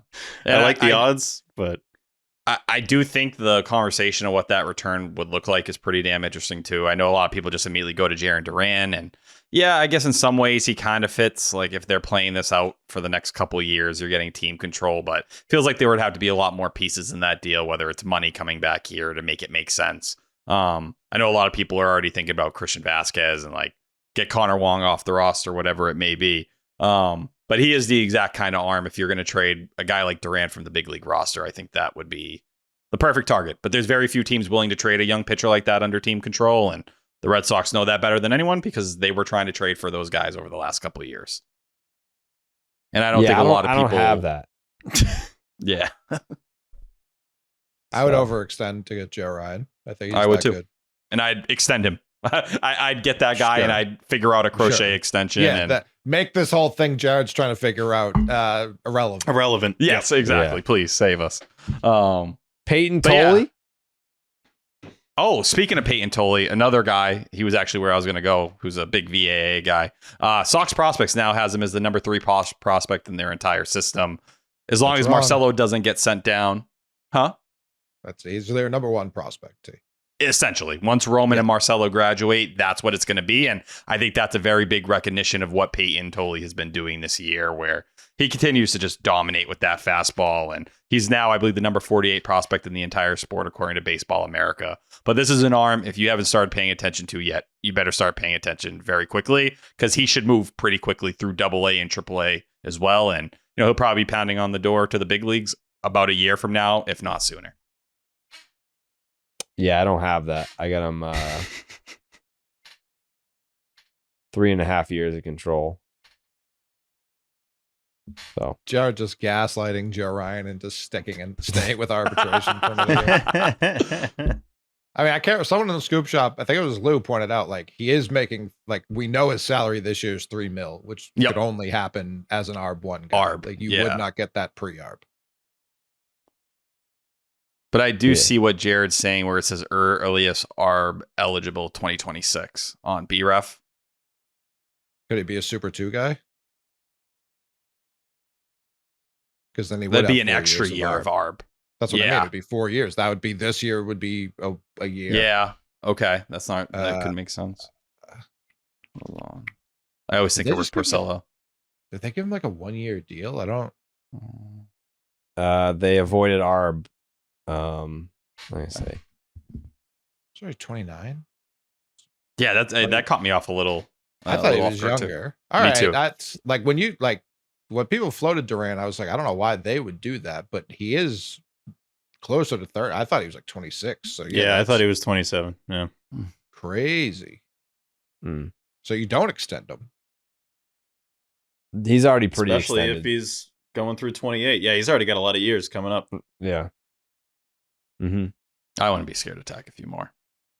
No, obviously, but I mean, you may just not have to. I mean, I don't think it matters. It sounds fizzled. for now. Like, I don't think the that's Twins a are hot rightfully waiting until like they have 20 days. They don't need to do anything today. No. Also, the Athletic report today from Jim Bowden. I'm happy it got pissed on. Sean McAdam had a report a couple hours before the game, but I didn't even feel the need to address that at all. Like, serious. The fact that you think the Mariners or the Brewers are going to put Alex Bregman's salary, never mind the Red Sox actually dealing Bregman with what we're hearing and what seemingly they're kind of building their culture around him, doesn't make sense for either side. Let's just be honest. No. Yeah, I don't foresee that. Okay. McMahon, final thought? No. Okay. I always love when Coley doesn't have one because you give it the right amount of thought. See? Can I use Coley's final thought? No. Coley said no. What does that Is have that to a do no? with? What does that have to do with? Papagino's breadsticks. I'll hear it. Yeah. You should always order them with extra cheese, and if you're not, you're doing it wrong. Sorry, not sorry. Extra sauce. Yeah. I don't dip them. Okay. Steven? That's brazy. I got a couple quick ones. I'm going to start off with some trivia. I've never done this before. There were 8 dudes in this series for the Red Sox that hit 333 or higher. There was one guy who hit 0. Who do you think it was? Connor Wong. That is correct. Yeah, moving on. Moving on. What's the RBI count with Masataka Yoshida? They are both tied at 1 RBI on the season. 4 ABs for Yoshida and like 80-something for Wong. I love that ladder ball. Just want to give a shout out to the ladder ball. I know a lot of people were in the comments being like, that dent wasn't from the ladder ball. I'm just going to say it was.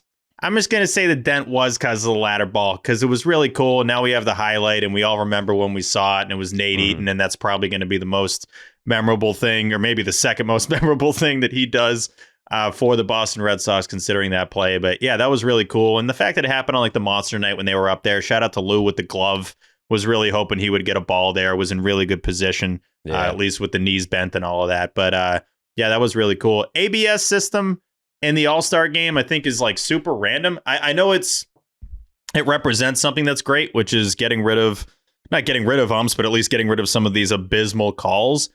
I just think that in like a exhibition game that's just kind of meant to be fun, it's like, why are we challenging balls and strikes? It's just, I don't know, felt a little bit odd, but I'm not going to hate on the concept, which is to hopefully speed up the process of getting rid of some of these ridiculous calls. That Phillies-Giants game was abysmal. That was so bad. I thought some of those guys should just got thrown out just out of principle. Like Bryce Harper, credit to him, he actually kept his cool when there were just absolutely terrible calls by Phil Cuzzy. And we can't have this anymore. Like, it's just, this has gone on for way too long. I hate when people fight back. We're like, oh, the umps are actually better than they've ever been. They just aren't. Can we just stop saying that? Like, if you're watching the games, these guys suck. Like, they're really not that good at calling balls and strikes. It's always like a breath of fresh air when a guy's like decent. So yeah, let's get the ABS system in here. Everyone's going to adjust. I think we'll look back at it and laugh at the fact that they didn't have this already in the majors. And that was it. I think that was my last up. What's the first game of the series? The ump scorecard? I didn't see it. Was it terrible? It was like plus 2.5 runs for the Rockies, and they lost by like 7 or 8 runs. It was very funny. There's too many of these games that happen where it's just like not even just one team benefiting necessarily, but both teams getting screwed, which I then hate when people are like, oh, well, both sides are getting, all right, so the ump just sucks even more. Like, if we're going to like applaud that doesn't make any sense. So now I'm happy that it's happening, likely starting next year. I do think it's a little bit odd that they're even doing it in the All-Star game, especially now with that game not mattering anymore. But yeah, at least we're going to. They want the national audience just to see it, I would imagine. Yeah, and that's okay. If that's part of it, then fine. It gets more people used to it quickly. But we saw it in spring training, but that's not the diehard, or that's not the casual audience. Yeah. T is. In a meaningless game, though, where you're just trying to get through and like get to your vacation, are people really going to be sitting there and like challenging calls? Like, it would be funny if they just don't. They're like, dude, we don't even really want to be here right now. Like, we're just kind of going through the motions, and they just don't even tap the helmet. But yeah, I feel like it's gonna be a funny thing more than a actual thing. You know, I did see, and I rarely disagree with Tim Kirchin, but he was mentioning on either SportsCenter or something where he thinks players are going to be hesitant to challenge because they don't think they know the zone as well as they might, and they don't want to be embarrassed and like mess it up. I'm thinking it's the exact opposite. I think these guys are going to be pumped to challenge calls and want to show up the umps. These umps, by the way, that they all know by name, and they know the guys by name that they hate that have been causing them, extra strikeouts and to lose hits over the years because their at-bats have been shorter than they want. So I'm very excited to see how this all goes, but just praying that it does start next season. If you think guys are going to be hesitant to use a review system, watch 5 minutes of any NBA game. Oh, God. Since they instituted... Yeah, like that. What's the limit, T? Like for challenging? It's two. But if you get both of them right, do you keep going? Yeah, as long as you get it right, you're good.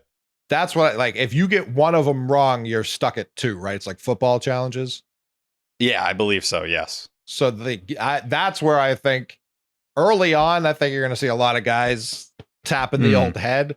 And then if you go like 0 for 4, I think your manager is going to be like benching you if you try to challenge it. I think as long as you're right, you don't lose the challenge you had. I think that's the way to frame it. Sure. I'm more talking about like individual players over the course of the system. Like if you go 0 for 3, if I'm a manager, I'm telling you, like, you do not have the ability to do that anymore. You're not. I think good it's enough. dude, it's a super underrated part of this, and I didn't know this, that the player has to decide and the dugout can't, like, no one in the dugout can call it. So to that point, Coley, like, there's absolutely going to be guys just like the NBA dudes that do the little circle dudes like literally every fucking play. Those dudes that are going to think, dude, I've been waiting for this is my moment, man. They're going to be whacking their helmet and just wrong like every single time. No. So I am excited to see. Like, we talk about certain stats that are popping up every year. That'll be cool to see the stats track for who sucks the most at challenging balls and strikes. I'm excited to see who's the worst at that. There's guys like Roman Anthony. It'll be awesome for a guy who knows his zone as well as anyone. Tristan Casas once he comes back. Like Brian Bello, someone I'd be like, never challenge anything. I'd be like, no offense, I love you, Bello, but like, you think everything you throw is a strike. Like, do not start challenging things. There's a difference between the ABS system and Bayo getting mad at an umpire who's not being consistent. Yeah. Yeah, I could see that. I certain guys, like you said, I think you got to pick your spots with them. It's also more likely than not, I would never really want a pitcher calling it. I want the catcher calling it. Like, let the catcher decide. Yeah, like 1,000%. Letting the pitcher decide feels like a little risky. Schwarber is going to win, by the way. Schwarber is going to be the best. I can already. Oh yeah, exactly. Guy built for it. I have a final thought. It's more of a downer. Something that I'm angry about. Something that was unjust.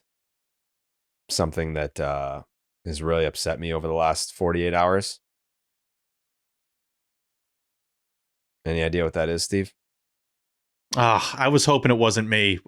I thought I was due. I literally was just like, have I done any dumb shit in the last 2 days? I thought I had a good couple days here. What did I do? What did I do? You didn't do anything. Oh, no. Okay. Netflix canceled The Residence. Are you just finding this out, Steve? Frozen. There's no way. He's blinking. He is blinking. Steve? You fake freezing? I was like, Steve, are you okay? This is your worst performance ever. Nobody told me this. Nobody gave me this know about this? I did not. No one told me this. Dan didn't tell me this. Granted, you don't rush to tell bad news to people, right? I mean, you rush to tell good news. Yeah, Netflix. That is the first I'm hearing of this. Yeah. And that's the second time that line's been said. I guess it's not like it didn't perform well. It's more like a budget issue is what I'm reading on the internet. And because Dan makes fucking $2 billion an episode. It's like, no shit, they can't fund it. Like, no matter how successful it is, you're not going to be able to recoup the Dan Peralt spend on the show. I mean, we've been going on all these trips, right? Guess who's paying for these trips? It's Dan Peralt. This guy's got deep pockets. And it's like, I told him too. And when he brought up how much he's making per app, I was like, that's a little nuts, right? But he said that they're writing the check. So it's like, why not ask for it? So he said for season 2, he was asking for $4 billion. Right. And they're like, and then they just said, we can't do this anymore. Yeah, canceled. Yeah, they're like, we can't kill off his character, so what else are we gonna do? We got to cancel the show. Yeah. But I can't wait for the spinoff that he gets from the Residents. Which Of is course. completely on the table right now. But yeah, no, I saw that and I was like, that's some bullshit as the number one Dan Peralta guy. I know. But it's on to bigger and better things for Dan. And it's obviously not because of him. It's from everyone else. Everyone else on that show sucked. Dan was awesome. So it's on to the next. It's unfortunate. Shout out to Molly Griggs real quick, who was one of Dan's co-stars there on the show. We saw her in John Proctor as the villain, a play on Broadway, which one of the Stranger Things girls was the main character, but Molly was really good, so just want to shout her out. Yeah, we got to meet her after the play. It's cool to meet people from plays. Yeah. What's Puff up to right now, T? We're planning our trip. We leave for Pittsburgh in 9 days. This is the thing with Tyler. He'll just be like, yeah, remember when I told you that thing? And like, he never fucking said it once. No, he said it to nobody. I thought I told you guys I was going to Pittsburgh. What Pittsburgh trip are you fucking talking about, dude? On the other side of the All-Star break, I'm going to Pittsburgh. I'm going to see PNC Park for the first time. It's Mac Miller bobblehead day.